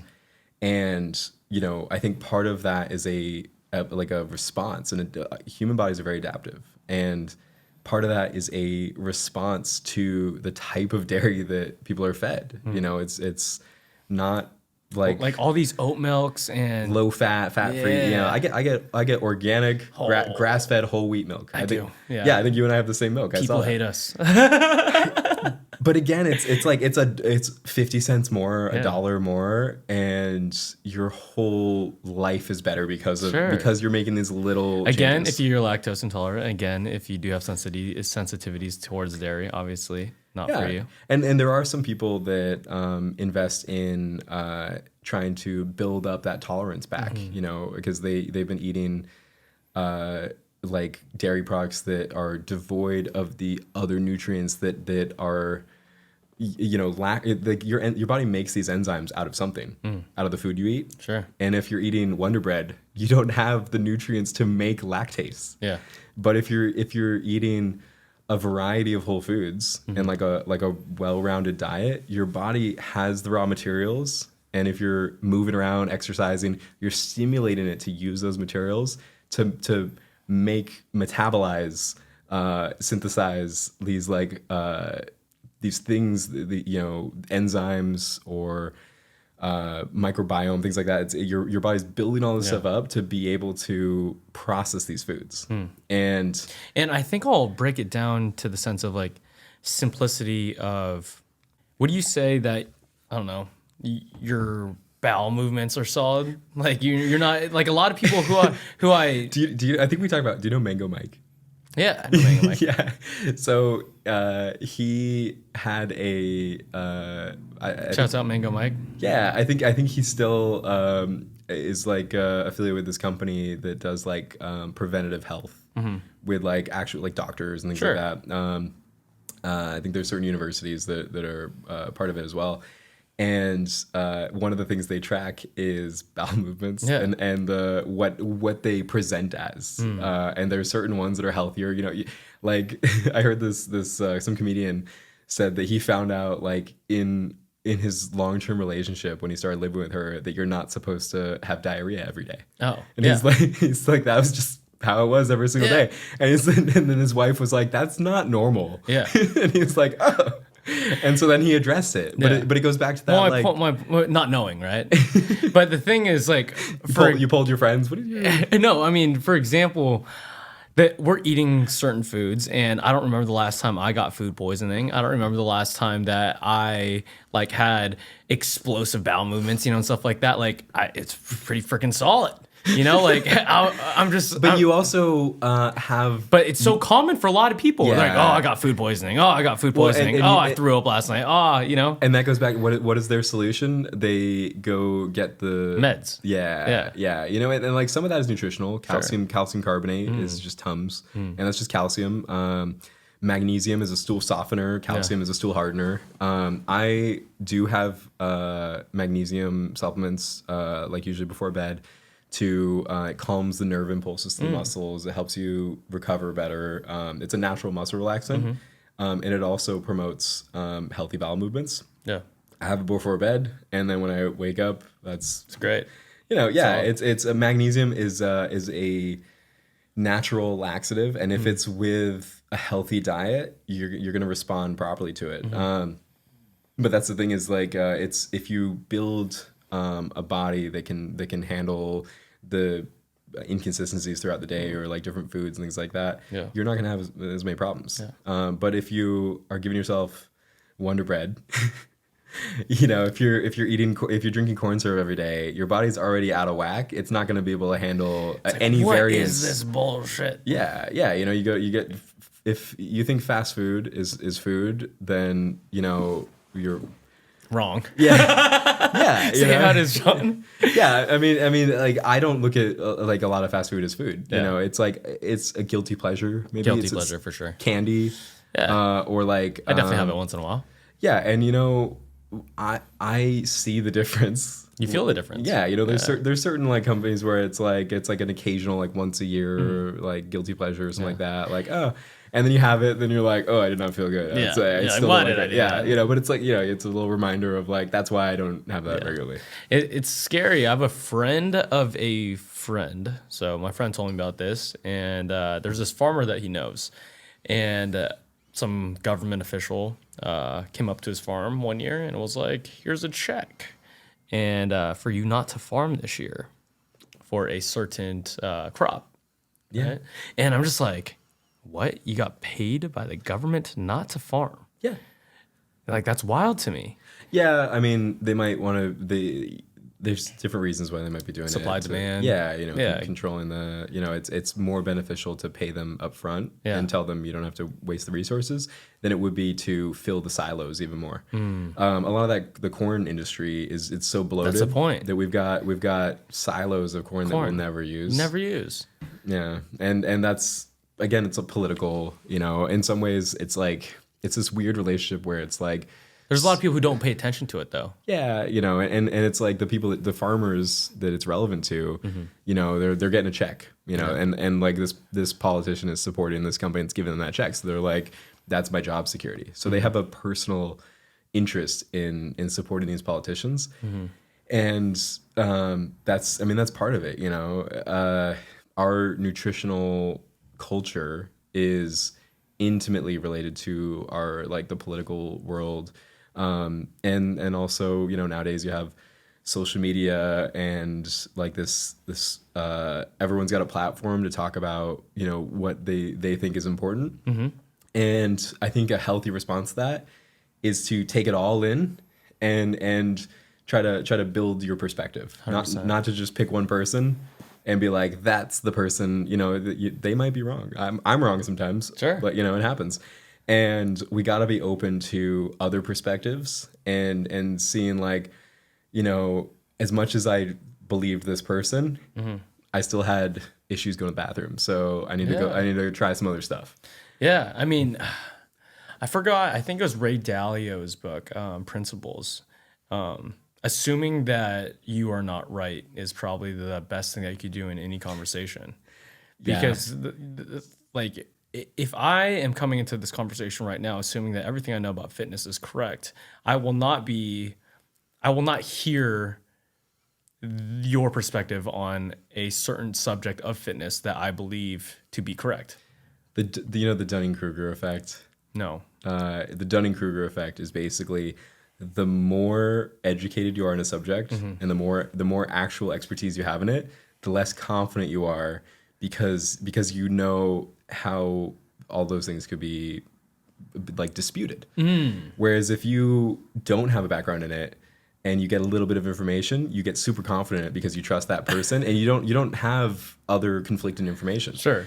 One thing in the nutritional world that you find out is that everyone kind of disagrees. And, we all kind of have our own perspectives. One of my clients, I recommended something to him and then his other nutritionist was like, oh, well, this, it had like stevia in it and he was anti-stevia. And I'm like, it's a leaf, here's some double-blind studies, but it's different perspectives. Sure. Some people are like, oh, this might have some risk, so I'm going to avoid it altogether. 100%. And then when you look at the meta-analysis and stuff, it's like, oh, well, some studies support it. It's also the goals too, right? Like, I would take stevia any day if you're trying to lose weight. Yeah, and it's also, why would you listen to me as opposed to anyone else?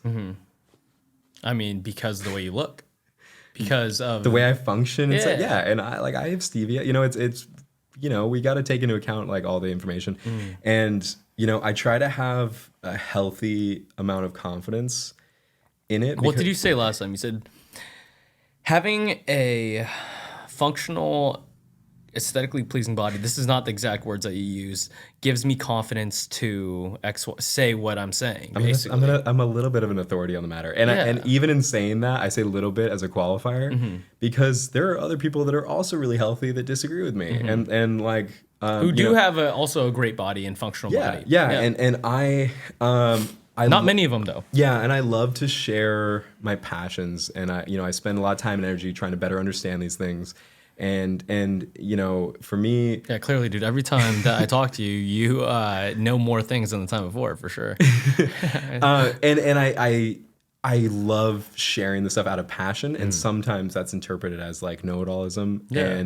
And I hate I appreciate it a lot, dude, because like even today at the gym, John was just like, what other fitness stuff do you want to go over? Like, you could use this for your clients. And I was like, oh, sick. Yeah, let's go over it. I love collaboration and stuff. Like I'm always, you know, we gotta like, part of a healthy routine is being open to change, open to changes, other perspectives, stuff like that. And any fitness professional has changed their stuff over time. Sure. If they really live the lifestyle, you know, and there are trainers who are not exhibiting health, and you know, and that's it shows, and sometimes that can result in. Also, I mean, every fitness coach has a fitness coach because.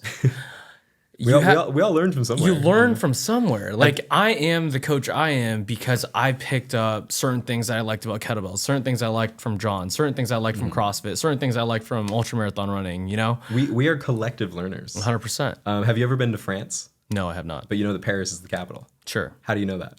I don't know. Because we're collective learners. Yeah, you know, people talk about it. Almost everything we know, like about like math, science, or like that.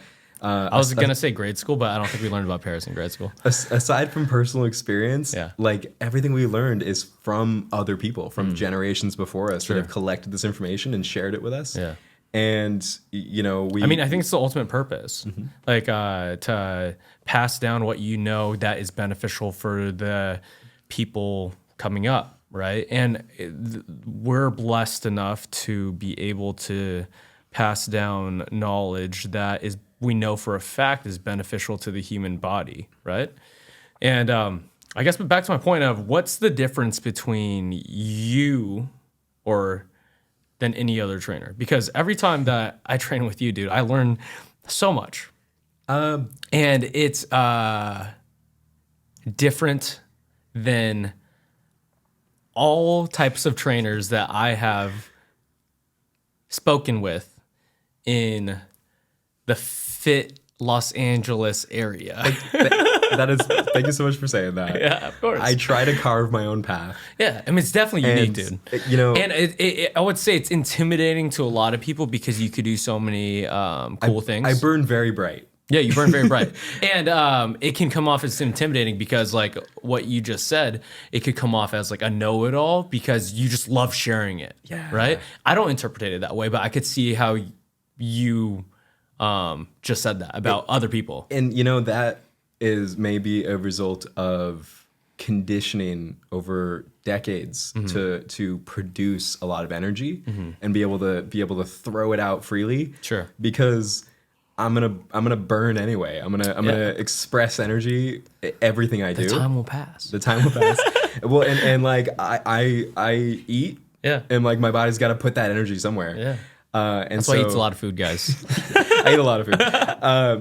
And you know, that my expression of energy is often passion, and I try so hard to make it constructive. Sure. And then also share it with other people. And you know, I that may also be in part my neurodivergence. You know, there's we talked about like ADHD and things like that, and you know, in some ways I feel like that is an adaptive like an adaptation to the world that we've created, this massive influx of energy that you can either take it all in and absorb it and vibrate very high because of it. Yeah. And find those individuals who have that same vibration. Yeah. Or you can find your niche and focus on that thing and find you like there are people that find joy in their passions and stuff as well. And for me, it's just a diversity of passions that you know, I'm ready for at all times. But it's different because the passion that we have and share together, it's everyone shares it. Yeah. Every single person. Everybody has a body. Yeah. Everybody moves. And that's why I love what I do, and that's why I can be so passionate about it, is because there's not a lot of areas where I can feel so confident that what I'm teaching other people is going to objectively improve their quality of life. And I know that because I've experienced it for decades. Yeah. And like I cannot tell you how happy it makes me to have a good relationship with my body, to be healthy, to understand what I'm eating. And, you know, like we talked about before, is like when you feel that like immense joy from something like to that level, you just want to share it with other people. 100%. And because if it brings you so much joy, all you do is want to share it. Yeah. Like when good things happen to you, regardless of if it is fitness, like a good life event, what do you want to do? yeah, Share it with people. Yeah, Because like if you get that like good experience, that achievement, that job increase, that whatever, that promotion, you're just like, and if you're just stuck with yourself, like, and you don't get to tell anybody, you don't get to enjoy it. I know for a fact that if I were to randomly come into a ton of money, if someone were to just give me $1 million, I would probably spend almost all of it on other people, on trying to be a positive impact on the people around me. Sure. And, you know, I feel like I already do that with the resources that I do have. The knowledge you have as well. Yeah, you know, and we all have different resources. And, like, that's just who I am. I love to share that sort of stuff. And that's one of the things that makes me so happy. Yeah. I love that you said we have to be open to being wrong, because I think that might be a facet of my own neurodivergence. For, you know, fortunate or otherwise, I think, you know, we might get a little deep on this, but I think a long time ago, I definitely experienced this thing that kind of set me apart from people around me. And Which was? Burning bright. Okay. And also like you said, like putting the ego aside and just like loving the moment and loving the information and the activity and stuff like that. And that's how my family is. That's how I was raised. And, you know, I do have vivid memories of that making me a little bit of an outcast. And that, like, give me an example. well, you know, I have that perspective. We all have our own perspective. Sure. And I think when I was young, some of the unhealthy behaviors of other people didn't make sense to me. And Like what? You know, especially like when it comes to like all of us have had like, you know, kids can be cruel, social experiences, stuff like that. And so the way that I am, you know, I've had people judge it. I've had people like try to address it in different ways. I didn't really experience like physical bullying because I was always pretty strong and stuff like that. But I definitely felt like social, you know, this is why I put so much emphasis on like social emotional well-being, is because, you know, we all, in the same way that we develop a relationship with our body, we have to develop a relationship with our own personality, who we are, and the people around us. And, you know, I think one of the facets of my like neurodivergence was that I didn't understand some like social constructs. Cues, yeah. And you know, at first, I, you know, it was really frustrating because I was like, I don't understand this. And then as I got a little bit older and started to like learn, oh, some people, you know, might express their insecurities in a way that is harmful to others. 100%. And being strong and things like that, like succeeding in some areas can bring out these insecurities in other people. And so as I learned a little bit more about that and understood why people had like a negative reaction to, you know, the things that made me so happy, you know, I was like, oh, now I get it, but I still don't want to participate in that stuff. So when you say being open to being wrong, I think when I was very young, I just got very used to being wrong about things that I could either let it affect me and weigh me down or just keep doing my thing and try to build on the strengths that I do have. Yeah. And, you know, even now, I think it's deeply ingrained in me that as much as I feel like I may understand a situation, there's always the possibility that I could be wrong. Yeah. Yeah, and you know, I think that makes you a good trainer too. Back to what we were talking about of like what makes you different than other personal trainers.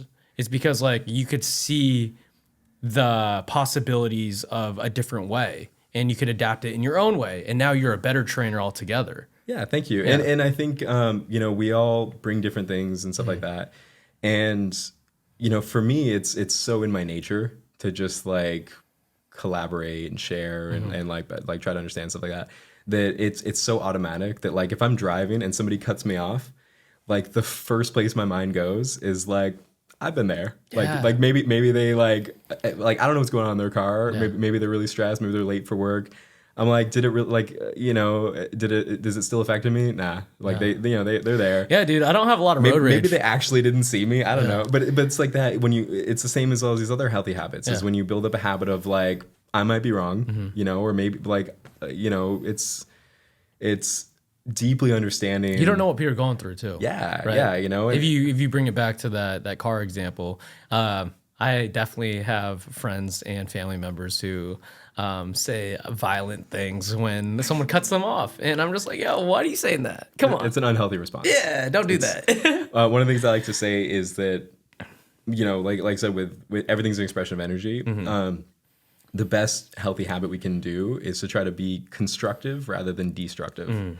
I don't remember where I got that from. I think like a professor in college. You could just steal it. It's yours. Yeah. Well, I mean, it's something that I carried with me for a long time. Yeah. Is like, we could either you were a bartender, I was a bartender, bar manager. We've had to deal with stressful situations, escalations. Yeah.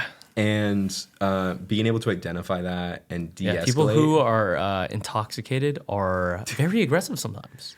Surprisingly. Yeah. But sometimes those people are aggressive already, and just elevates it. It's just a greater expression of that, or lowers their inhibitions, and like and that's like I'll tell you, and I probably feel this about you too. Is like no matter how much alcohol we have, I don't think you and I would ever be aggressive people. I would in the sense of if there's an actual injustice happening.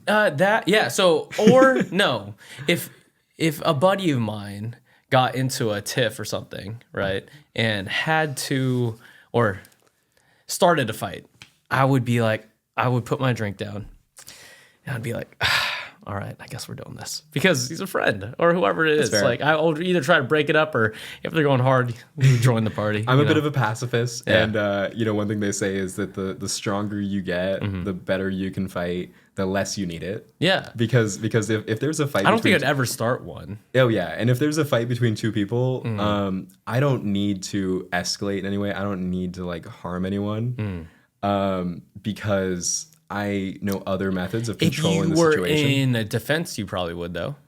Like if someone was defending is not the same thing as offending.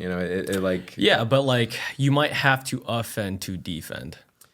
And there's different strategies for that too. And like that's a very extreme case. Yeah. But a lot of people wouldn't mess with. What I say, the best offense is a good defense. Yeah, and I have been in situations where, someone is trying to be physically aggressive, and, because of my relationship with my body, because of my strength and things like that, I was able to control it in other ways. I was able to restrain that. When I was bartending and stuff and people got violent, just give them a big hug. I mean, I throw people around for a living. Yeah. Like I don't need to hurt them. Yeah. I can restrain them. Sure. And I, and I think when people recognize that, it does kind of keep them in check a little bit more. And so it's about, in any situation, it's about trying to be constructive, and like as much as I love my friends, if they're the one that's escalating, I will tell them, and I will tell the other person, I'm like, sorry, he's not my friend.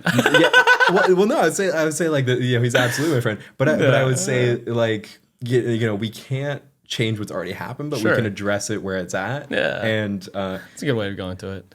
And especially too when you or I are to enter a situation that changes things. Yeah. And it's like if they reevaluate, like, okay, what are the actual consequences and stuff. Sure. And it's like, can we redeem the situation? And I would say almost always the answer is yeah. Like you can always stop, take a breath, de-escalate, talk. And and that's why I'm a pacifist, is because also like someone can always get hurt. Like it's hard to intervene when the possibility is, dude, like one hit to the head like could be super damaging. And that's why it's very useful to be durable. Oh yeah, lift weights, guys. Yeah, crash around a little bit. Eat your food. I mean, earlier today when we were training, I think part of I was getting you to embrace just falling on your back because John was trying to get me to fall from a handstand, which I mean I get it.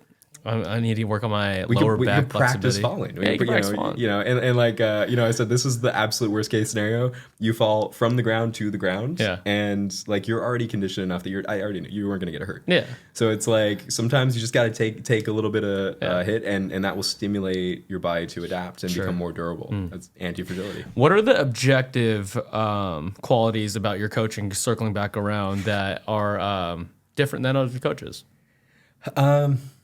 I would say the emphasis that I put on long-term health, function, like having that mental relationship with what it is that you're doing. I like to say that my in-person sessions are an opportunity to learn and build confidence in person. But the thing that's really going to make the difference is their habits, what they do, regardless of whether or not they're seeing me. They're not going to be able to see me every day. No matter who the client is, like, they're not going to see me every day, but I hope that the experiences they have with me affect their choices every day in a positive way.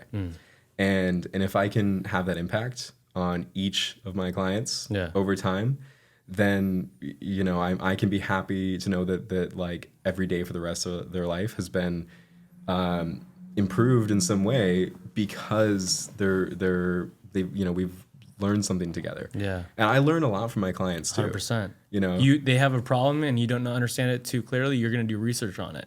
Yeah. You're going to understand it to the point where you could help them as best as possible, and therefore you understand more as well. Yeah. Yeah. And I do use situations that I've had with some clients as an example for other clients and say, like, I've run into this before. This is what we tried. This is what we learned. Because like you said, it's being open to developing over time and stuff. And if you haven't... I've only experienced my own body. So the best thing I can do is kind of offer a guiding, experienced perspective on someone else's individual journey. I love that you said about what you did for yourself onto the other person. Like, you only know your body, right? And so the best way you could give is this kind of roadmap of what you did for them, right? And I think about a few months ago, I had this one client. And he's a younger kid, and I think he's early 20s now. And he was like, a lot of the time, I always ask myself, what would Nate Dogg do? And I was like, oh, it almost made me tear up, bro, because I was like, that's a cool compliment to get. I love that. It's a cool compliment to get. Like, what would John do in this situation, right? I've had a few clients tell me and I love that this has been like a pattern.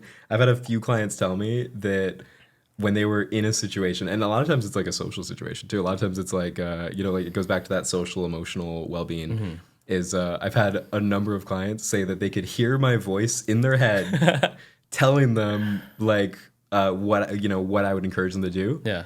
And because of that, it changed those behaviors in a healthy way. That's beautiful. Yeah. That's the goal, and one of my clients recently had said that his other therapies and talk therapy, CBT, things like that have helped him in some ways, and they have their place. And he said, but the thing that really helped me thrive overall was the time that we spent training, because it was I put all of this energy that I have into creating a valuable experience for each of my clients every single time. Yeah. Or else, why would they train with you? Yeah. Yeah. I mean, some people train for different reasons and stuff like that. But the thing is, like, in my opinion, for what I've experienced, because you only could talk about your experiences, I've had most of my clients, I think I had one client drop, and I had a record in my training lifetime of, I think I didn't lose one client for 7 months. And I was like, oh, that's sick. And I was like, what am I doing now versus what am I doing back then that is different? Because clearly there's something different that everyone's staying with me. And it was your point right there. You're giving everything you could possibly give. If that is your energy levels, if that is your knowledge, like, are you planning everything exactly to the best of your ability? Before, like, I used to bartend. I'd wake up at 3. I didn't have a ton of sleep. I'm not the best me for them, And that all factors in. That's also why we both stopped bartending. Yeah. As much as I loved the environment, I miss it. You miss it? Yeah, I miss it. I miss it all the time. I miss the social aspect. It's great to be in a position where you can help navigate this situation that is stressful for a lot of people. Yeah. A busy bar. Not a lot of people could relate, so I will articulate it for them. There's 2 or 3 people behind a bar, and you have a large crowd just wanting something from you. One, it's a powerful position because all these people want something from you. Yeah. 2, like you have the ability to control this whole situation. It could be pure chaos, or it could be like pure bliss at the same time, right? And it's a big puzzle that you could solve, and by the end of the night, everything goes well. And there could be some totally opposite of that. Everything could go wrong. Do you have like a favorite experience in bartending? Like a specific thing that comes to mind when I say like something that just really sticks out? Yeah. Yeah. I had one night I wrote about it, and I think I wrote about it on my last post before I stopped. There was this one night that I was bartending in West Hollywood, and there were people from my past lives that came in, like 5 or 6. Like I'm talking about high school, college, ex-coworkers. Oh. They all came in to see me, right? And I couldn't think of a better experience that I got to see 5 different groups of people from my past lives that I saw it in one night. I got to experience all those people one time. I got to see people from New York. I got to see people from Hawaii, and I got to talk about their lives. I got to see tourists and tell them my favorite places in LA and where to go. I got to talk about my bitters company and like what it takes to make a good old fashioned and articulate that art. I love that the theme of all of this is like sharing and connecting. That's all it is. Yeah. That's all it is, bro. And that was like one of my favorite, like the thing that I like lived for when I bartended was, you have regulars, you have people that, you see, they might be industry people from another place or something like that. And you get to know kind of who they are and stuff like that. You build a friendship with them. And then you see tourists or somebody that might be experiencing something on an individual basis that they come out to a setting like a bar to try to have that social connection as a relief from these other stresses in life. Their day to day. And, they might not have experience in it. And so I used to love it when I see someone that wanted to connect but was struggling to. And as a bartender, you have an automatic reason to talk to somebody. They come in and they say like, drink whatever, like questions, and I would use that opportunity to learn something about them.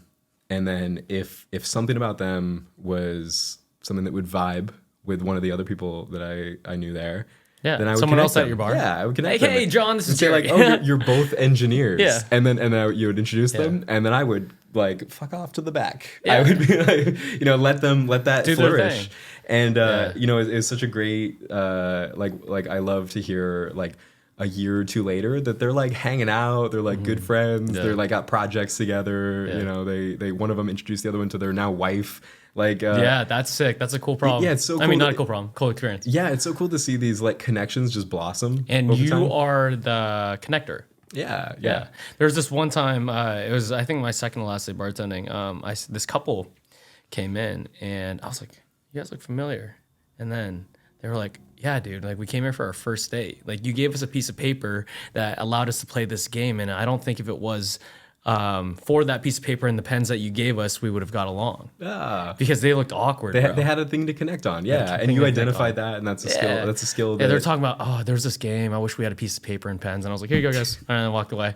I did exactly what you did. Yeah, and I feel like I'm sure you probably did it automatically with so many people bartending. And that's teaches you people skills. That's the kind of person you are, and that's how I know. Like, I've never seen you bartend. Yeah. Unfortunately, but I did. But knowing, but knowing the kind of person you are, I am certain you'd be great in that environment and great at connecting people because I know that's something that you do kind of automatically. Oh, thank you, dude. Yeah, of course. Yeah.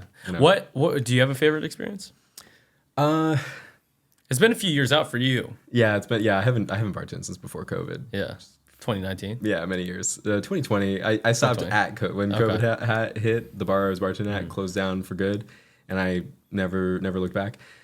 But it's all about like I refocused that energy. And as much as I miss some elements of it, there's always more things to do. Yeah, the time will pass anyway. The net positive. Yeah, and so it's hard to say, but I think it's just the sum of all those experiences, like connecting people, and in the same way that like I love training and coaching, is I'd say health coaching is a little bit more objectively good for people. Sure. But that's why an element of my coaching is that like mental, emotional part of it. You could also argue though, like serving drinks provides less stress sometimes for some people. Yeah, it's therapy. And it's a good experience. They're out and they're enjoying. Back to your socialization. We need to socialize. Yeah. It's so that's healthy as well. Mm-hmm. And we got to practice it too. And sometimes, just like with fitness, some people might be out of practice, a little lost, and it takes people like you, and hopefully, me. Yeah. If I wouldn't say I'm compatible with everyone when it comes to like coaching or my methods and stuff like that. But my hope is that I have a positive effect in whatever way I can, whether it be one-on-one sessions, whether it be guiding someone a little bit, or just pointing them in the right direction and referring them to somebody that I know will help them. Yeah. What does that do for you? I think we talked about this in the last one too, but honestly, that is my like mission in life is to have a positive impact on every person that I interact with in different ways. And hopefully that impact or that experience can blossom into something that's gonna affect their life in a positive way for a long time to come. Yeah. How did you identify that? That's a very nuanced. Because you articulated it so well, and I think fitness is objective. Fitness is like, can they run faster? Do they have more energy? Do they feel better? Can they do more? Then that's done. Job done. Yeah. When it comes to like mental, emotional, social sort of stuff, just ask. How are you feeling? Like you get feedback, and then that feedback helps you do it better next time.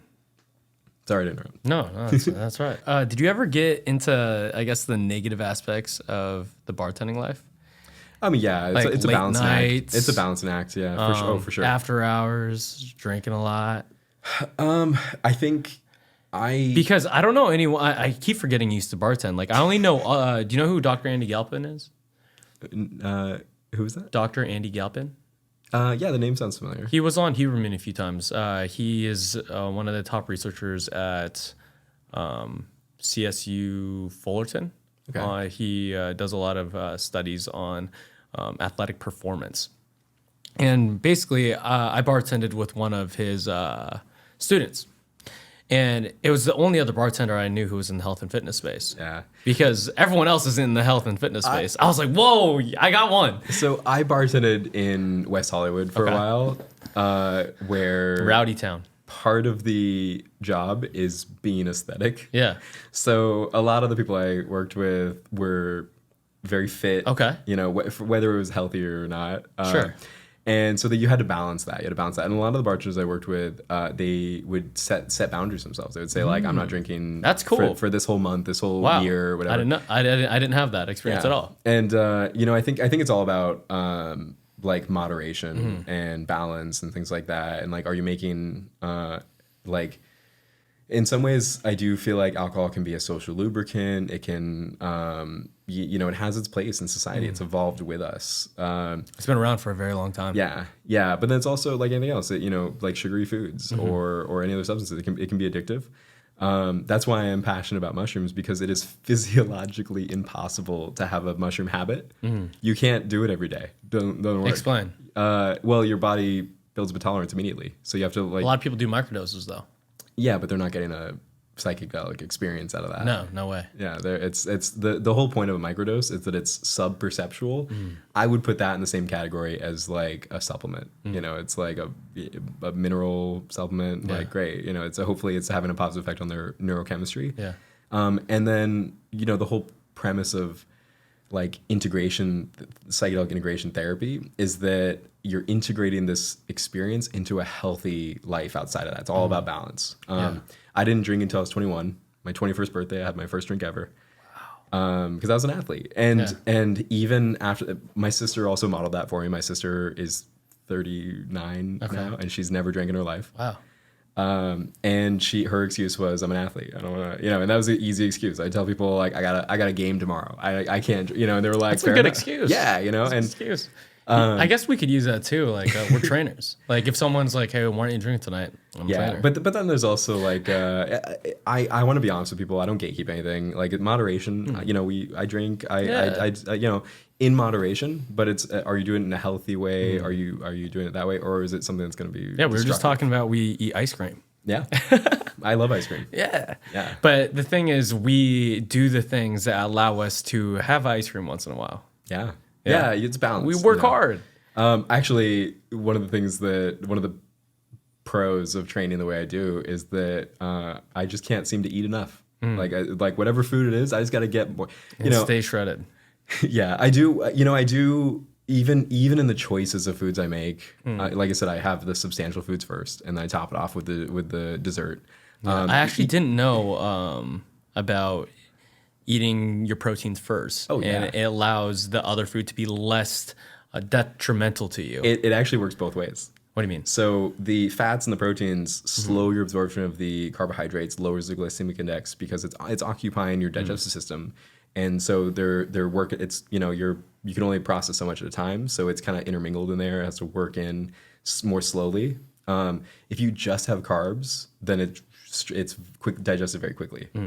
Even if it's low glycemic index, even if it's like potatoes, even if it's grains, it still gets processed like 20 minutes, really fast. And like as an athlete, you feel it. You have some rice, and like 20 minutes later, you're like good to go. Let's go. Hungry, yeah.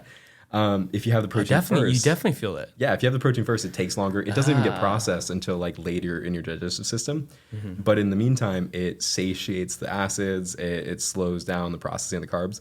And then once you do break down those proteins into amino acids and they get into your bloodstream, insulin carries those amino acids to the places they need to go, into your muscles and stuff like that. And that insulin is a response to the carbs you ate. So having carbs stimulates insulin, and that insulin carries the protein once it's digested. Did you study this in college? Yeah, I'm a nutritionist. Okay. Yeah, I have a few different accreditations in nutrition. Yeah.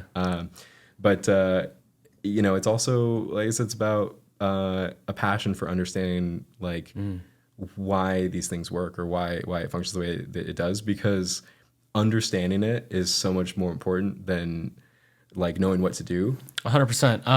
Because everyone disagrees anyway. I was really good at math growing up. I really liked calculus. But then me too. I realized I didn't know the reasoning behind calculus. Like, for example, you do derivatives and you could solve the problem of, I think they would use a funnel, right?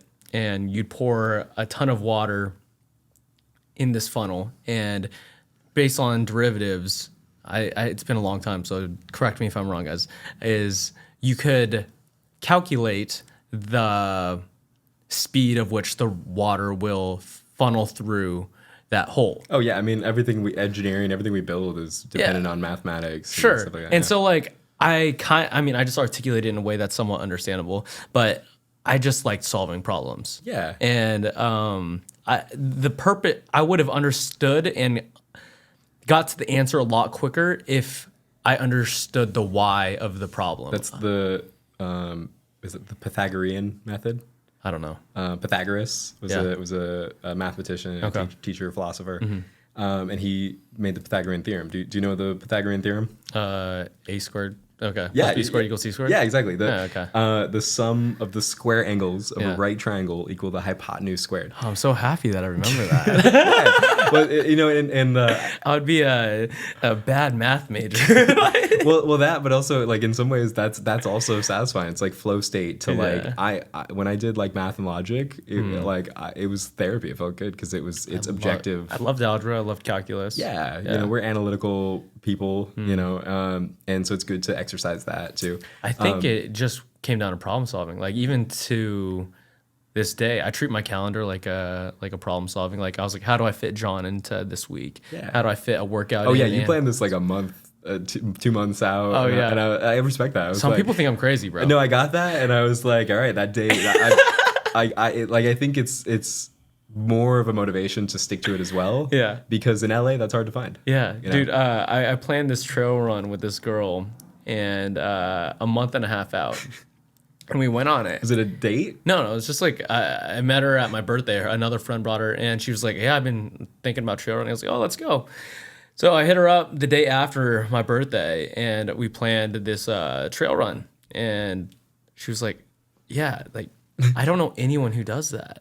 Yeah, but yeah, I mean, it's great. Mark your calendar. I love it. I appreciate that a lot. I just think it's normal, bro. Like, there's too much of life to experience. It's more common in other places, Yeah. East Coast and stuff like that. Yeah. But I'd say a lot of people here on the West Side or like They're in just kind of California, chill. We go with the flow, you know. Yeah.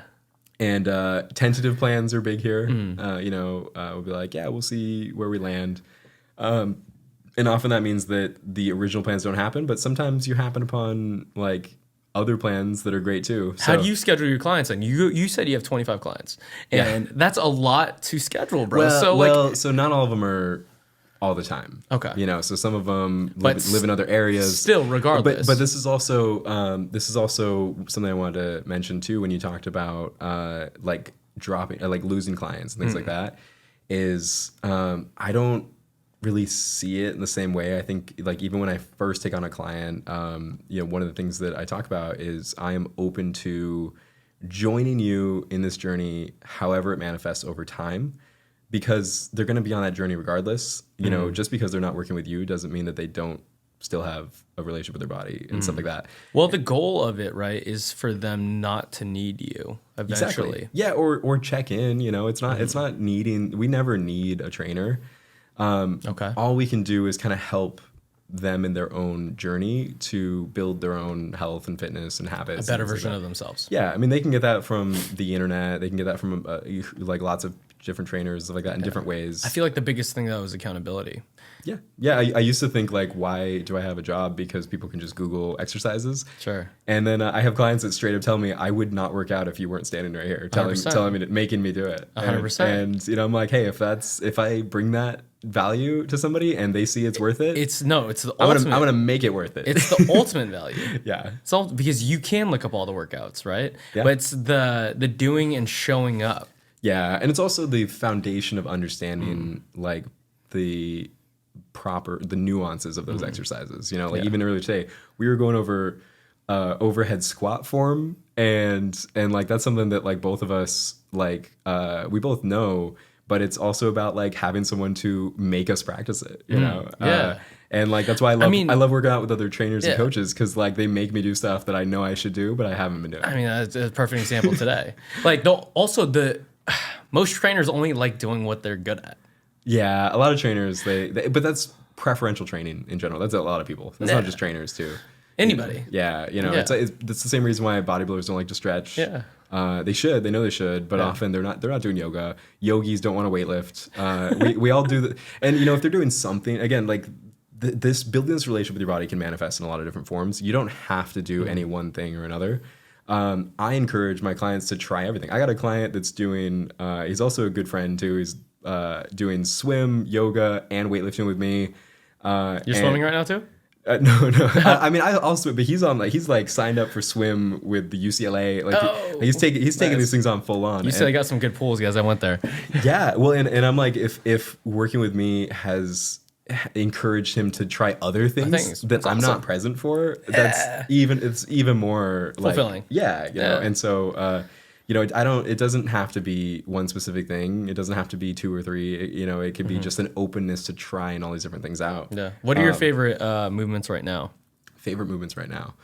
I mean, I do like to highlight the benefits of weight-bearing exercise. I have specialty accreditation in resistance training, as well as endurance training. You know, and as much as like, you know, we talked about cardio and stuff like that, for men and women, weight training, resistance training is uniquely beneficial. It stimulates our bone density, our osteoblasts to strengthen. You don't want osteoporosis, guys. Yeah. Which is the deterioration of bones, right? Yeah. The density goes down, and then there's all sorts of complications. If you guys want to check out your bone density, go get a DEXA scan. Yeah. Well, and for men too, like we don't usually have, bone density can be a factor, but a lot of times our hormones also are very based on our activities. And do squats and deadlifts, your testosterone will go up. Yeah, weight bearing exercise is uniquely beneficial in a lot of ways too. It helps with as much as cardio can help make your heart pump blood faster, more efficiently, things like that. Weight bearing exercise makes your whole heart stronger, and you can pump more blood volume so that you heal faster, you can get nutrients where they go, you don't have the aches and pains start to go away. It's like we did active stretching, we did dynamic stretching, we did weightlifting, we did yoga. That's one workout. It was an hour, by the way. Sure. Hour and 10. It wasn't a long time, but we got a lot. We got through a lot. Yeah, and it's just like you said, I encourage people to try everything. And it's the whole thing of play. Continue to try everything. It's the whole thing of play, right? As kids, we did a ton of random shit. Yeah, we ran outside. We did the things. We've positioned our bodies in ways that you're just like, why? What did you ask me? You were like, do you just fuck around all the time? Like, yeah, that's the best workout. It's just to crash around, to see what you can do, and I asked somebody recently. I was like, when was the last time you just rolled down a hill? It's like when was the last time I rolled down a hill? We do this stuff as kids because it's so good for our development that we crave it as kids, and it continues to be good for us. I'm scared for the future generations. I went home last weekend, saw my cousins. They're just glued to an iPad, bro. Yeah. I'm talking about 10, 12 hours a day, every single day. And they're 8 to 12 years old. Yeah, and I mean, parents have some responsibility and 100%. But that's not abnormal. It's also there's a ton of kids. American culture to other countries. Scary though. Yeah, scary. I mean, Japan, where it's part of the culture to move around every day, and that's why they are healthy. I'm trying my best to sit down and eat because I'm not very good at it. Sit down, yeah. Crisscross applesauce type of vibes. Yeah, that's. I can't do it with the straight back. Yeah, I mean, it's like the exercise we did today. It's it's we practicing. Same thing. Yeah, and it's just to circle back to that, it's conscious effort at first turns into an automatic thing later on. Yeah. And I think after you've been doing it for long enough, it becomes more comfortable. You don't want to slouch anymore because it's not going to feel good. Yeah. And so it's about building these habits so that we automatically do them. And Pythagoras. Back to the Pythagorean his theorem. Teacher, philosopher, mathematician, and his method, the Pythagorean method, was not to just tell people the Pythagorean theorem so they can memorize it, which is what they do now, ironically. But it was what he did was he just kind of showed his students, his pupils, triangles and showed them how they relate, and it was ask them questions to guide them to the understanding so they came to the conclusion on their own. And as like you said, it's understanding is so much more important than knowing. And I feel like that's a beautiful thing to relate to other people. If trainers could preface the questions of the clients in a way that the clients can discover the answer without you telling them, then they have a better understanding of it. Because they use their brain to think about it and come to the conclusion. Yeah, and you can build on an understanding. It's a lot harder to build on strict memorization. 100%. You forget. You forget, yeah. The amount of things that I've memorized in school and you forget the next day. The amount of clients where you show them an exercise, you go over it in depth, and then a week later, you're like, that one thing, and they're like, what was it again? Maybe the next day they don't. Yeah, you gotta do it 3-4 times. So no favorite movements? I love handstands. Okay. Backflips. Backbends, backflips. Yeah. But the common trend is that these are all just different ways of moving your own body. You don't need, I just need some open space and some grass, you know? And that's true for everyone, even earlier today, we were doing stretches, that I was like, do you ever do this? And you're like, no. And it's it doesn't take a gym membership. It doesn't take anything. And they're hard. Yeah. They're hard. They're really hard. Yeah, and that's why a lot of people don't do them. Yeah. But eventually you crave it. It feels good. You know, you're like, if you build on your mobility, your flexibility, and then you spend a couple of days and you don't use it, eventually you're going to be like, I need to move. I was shocked because the owner of Nomad was probably one of the last trainers that I constantly learn from. Like, you do some random movement, I'm like, you understand it because we've been around a lot of movements and athletes, and you understand why people do the thing, but you might not see the thing, right? So, for example, when other trainers do stuff, I'm like, that's a reminder that I should do that too. Yeah, a reminder to do it. And today, I was just like, fuck, like, I understand the benefits of all these things, and I just a reminder, like, all right, let's do it. There's only so much, so many hours in the week. Yeah. And you know, you're doing something. Yeah. That's why, like, you know, with one of the messages I say is like, there's 168 hours in the week, and if you're doing like 30 minutes to an hour of exercise every day, that's like, there's so many options. 3 to 7. Yeah, there's so many options. Like, my parents love pickleball, bro. Yeah, they love. Dude, pickleball. I did pickleball. It's a workout. It's a workout. You know, if you do it, your legs are tired the next day. You're moving quick. You're pivoting. Your reaction time. Usually, you're only using one hand. That's true. I mean, you can switch it off too. You know, it's like good habits. Are you pretty like ambidextrous? I try to be. There was a time when I was a kid, I kind of switched which hand I wrote with. Part of it was because I had like a wrist injury. Okay, again, that's impressive. Of many. Well, I found out that it didn't smear the paper, so I was like, all right, I'm gonna stick with this. Yeah. And so.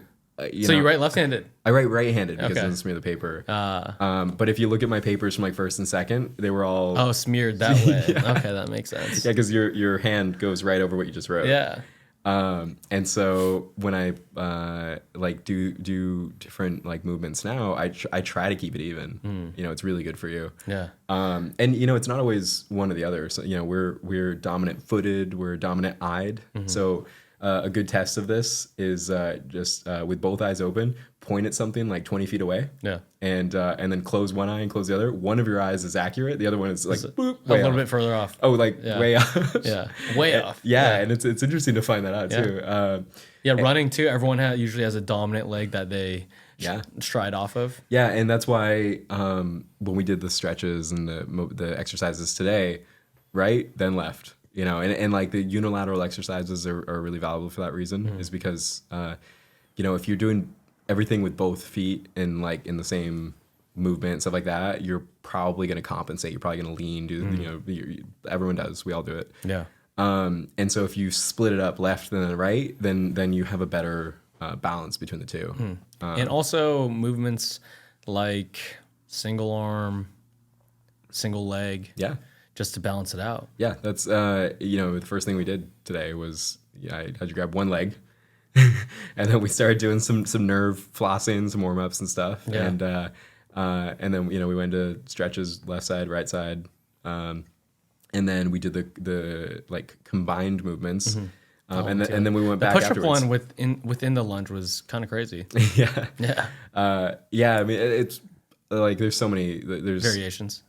Like infinite ways of exercising, you know, and so like when my clients express like a certain interest in one area or not, I build on that. Yeah, you're like they have an interest in it already. Let's go there first. Yeah. And then over time they're like, all right, what about this other thing? And it's like, glad you asked. I got like a whole repertoire of exercises for that. And then you know, and hopefully over time, you know, and you know, we can also kind of encourage them to do other areas or other things on top of that. But you know, that you could spend, if I had things my way, I would spend all day, every day, just moving, exercising with awesome people. Which I feel like you do. I feel very fortunate that is blessed, dude. I wake my up, lifestyle. I wake up and I get to share movement with other people, and it's also benefiting me as well as them. You know, and I'm just like, this is awesome. Yeah, and you know, I think there's a certain like fulfillment that comes from that about pursuing something that that makes you feel good. You know, as long as it's healthy, chase the dopamine. Yeah. One of my clients had expressed dissatisfaction with his new job. That you know he recently changed jobs, and he felt like it wasn't fulfilling him in the way that he was hoping for. And I asked him, I was like, okay, well, what are you most passionate about? What do you want to do with your spare time? And he was like, D&D, tabletop games, card games, stuff like that. And I was like, great. Have you checked to see if you can like host some stuff like that, moderate some games, maybe get a job working in that industry so that it can present other opportunities to grow from there? And he hadn't thought of it. He's like, yeah, and that's also part of like that. I become friends with all my clients, 100%. and that's also something that I'm going to see him tomorrow and be like, and I have a couple things that I'm excited to give him to help him with that. I have friends in different industries and stuff like that maybe I can connect. We're connectors, and then also I'm going to be like, what have you done? Yeah. It's a push and pull kind of thing. Yeah, to do that. Today, it's just a reminder that my client just started rambling about some shit that went off at work, and he was like, I think you're my therapy. And I was like, oh, yeah. Yeah. Again, they're inseparable. Your physical performance is so and I think intermingled. I think with your mental fitness state. professionals, just them being fit people who have experienced hardships through their own body, and they're sharing that they have much more knowledge of it. We have the energy to spare. Yeah. And like we're not going through stressful. I mean, we go through stresses. Yeah. We go through Every stresses. day. Yeah, but like it's different types of stresses. living in LA, parking in LA. Oh, your parallel parking was pretty good the other day. It's again, embrace the challenges. Yeah. I've been really proud of Okay, so this dude John, he posted on his story. He was so proud of it, and I was like, "Why is this dude posting his car like parking?" And then like it was like an inch on each side, and I was like, that's worth it. That's worth it." Yeah, I pride myself on my parallel parking abilities. Yeah. It's but I have fun with it. Like anything else, I have fun with it. Yeah. I'm like, oh, let's see if I can do this. Yeah. And it's that mentality of something's difficult, like I'm gonna double down. Let's figure this shit out. Yeah. It's like if I there was a time when I struggled with parallel park. I think my driving test. I don't think I could do that, bro. Yeah, I think I struggled with my driving test with parallel parking, and so because this is the fitness, the coaching mentality is like, because I wasn't that good at it, I was like, I need to get better at this. I need to practice it. I need to, because say you're on a date and you need to parallel park. And you don't want to be like, I might have to pay for the valet, honestly. You don't always have that option. No, you're right. Yeah, and it's all about like acquiring these skills over time. Sometimes it's just random, like What's a skill that you've been trying to learn that doesn't make sense to most people? I mean, Circus. That is the monetization of random skills. Yeah. I can run backwards really fast. Okay. I don't know why. That's impressive. I've raced people running backwards while they run forwards. That's impressive. And like same thing. It's like it's fun. It's good for your knees. Are you pretty good at juggling? I can juggle a bit, but it's Dunning-Kruger. I have friends that are professional jugglers. Insane. Yeah. Like people. The fire shit's cool. Yeah. Like, what is the purpose of the fire? I got friends that Joshua Waters, shout out. He is a crazy juggler. I know a bunch of really talented jugglers, and like he will juggle fire, knives, and like it's eyes closed, blindfolded, like it's nothing behind his back, and make it look good. He'd catch and like it's like. I see that, and I'm like, I will never be able to do it to that level. But it's just because you won't. It's inspiring. You won't put in the time. Yeah, it's true. Yeah. Like I feel like if you had enough time, and that's all you wanted to do. You could get there. We have limited time and energy for all the things we do. So I pick the things that I want to do. Yeah. And maybe one day I'll my friend TJ is also a really talented contact juggler. Yeah. A big part of like the fire stuff is contact juggling, where they roll it on their body, their shoulders, things like that.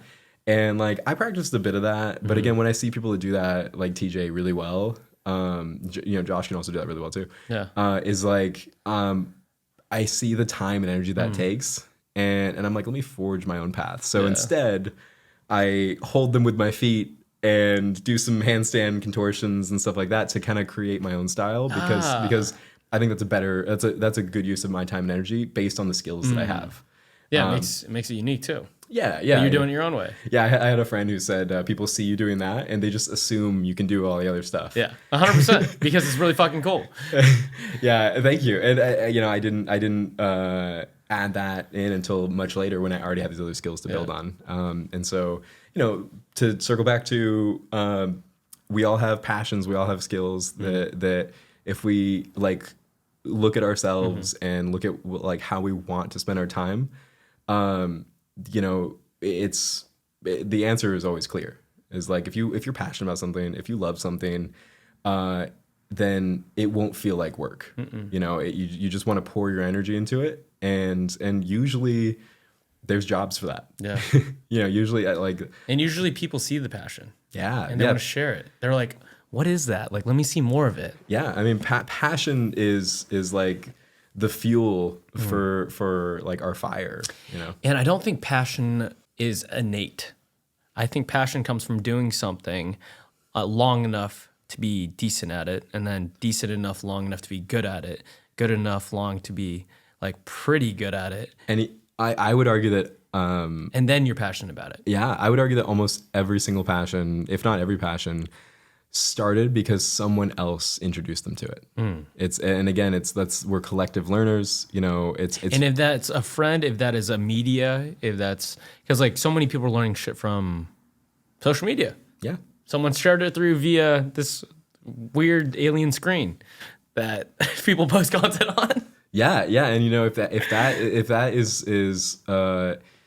that's a form of connecting, and if that 100%. Introduces them to something that they're passionate about, like cool, that's amazing. Yeah, and that there's like it could be people around them, could be family, friends, or it could be just circumstances. Yeah. Do you want to get back into circus stuff like a lot? I mean, I'm always kind of in it. Yeah, but it's like any other sport is like you do it for so long. There's certain things that are more taxing on the body. There's contracts and things like that are other considerations. And at this time, I feel like the thing that is that I'm most passionate about, like I said before, is helping other people develop these skills. Training. Yeah, my coaching. And so that's my primary focus right now, and that's what I'm building on. And then if opportunities present themselves to have some fun with Circus, I take them. I still do them. I never really stop. Awesome. What do you call it? Why do you like LA, bro? Because we joke around about all of the everyone in LA. Parts. Everyone in LA talks about it, but we all live here. Yeah.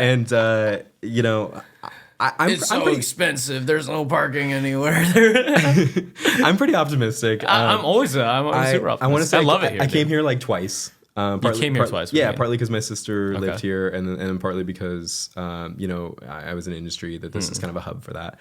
And I saw the lifestyle that people have. I saw the emphasis on health and fitness. I made some friends. My sister used to joke that the second time I visited, people asked her like, "Oh, are you visiting John here in LA?" And she was like, "No, he's visiting me." But it's because it almost immediately felt like home. Yeah. And it still does to this day. I don't know if I'm going to want to live here forever. I don't know what the future holds. Yeah. But right now, this is my home. This is where my friends are. This is where my community is. Yeah. And I think that's I'm here to stay at least for a while. Yeah. Same thing, dude. I feel like it's important. And I feel like there's a lot of people who don't have that. And that community allows for a healthy life, like a fun one too. Like people who relate, who could talk to you about things that you have similar interests in. If that's from pottery, if that's from working out, if that is the green and you're doing acro stuff. There's communities out here juggling fire. There's communities out here. And nothing worth it is without struggle. you know, and that's why we put up with all the struggles of that it takes to live here, because we see the value in it. We see that we are What are some of those, if you could articulate some? Like the challenges, rent prices, parking. But again, focused on the positive. You know, I constantly remind my friends that we live in a place that other people save up.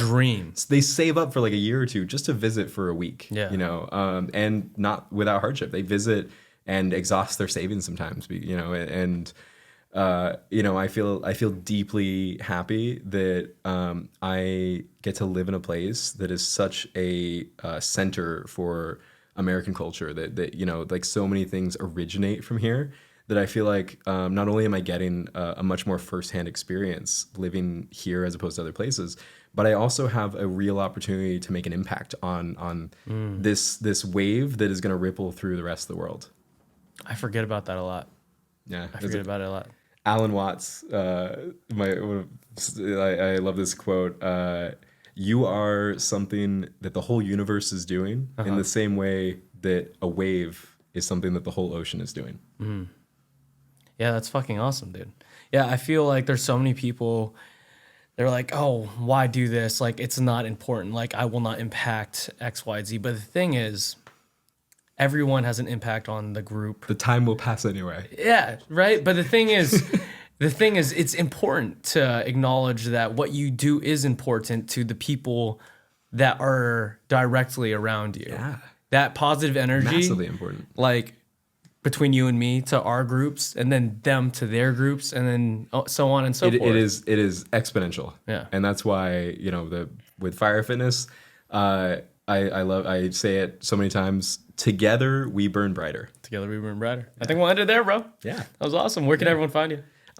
John Michael or whatever. On all platforms. Yeah. And then, like I said, if you guys have any questions at all about anything we talked about, if you want me to elaborate on anything, or if you're interested in my coaching services, do not hesitate to message me, all that stuff. A lot of times the questions that people ask me, like, give me something to talk about, give me something to explore or share, you know, and so I appreciate every single question. Heck yeah. All his info would be in link in bio, guys, and we'll see you next time. Thank you. Peace, guys.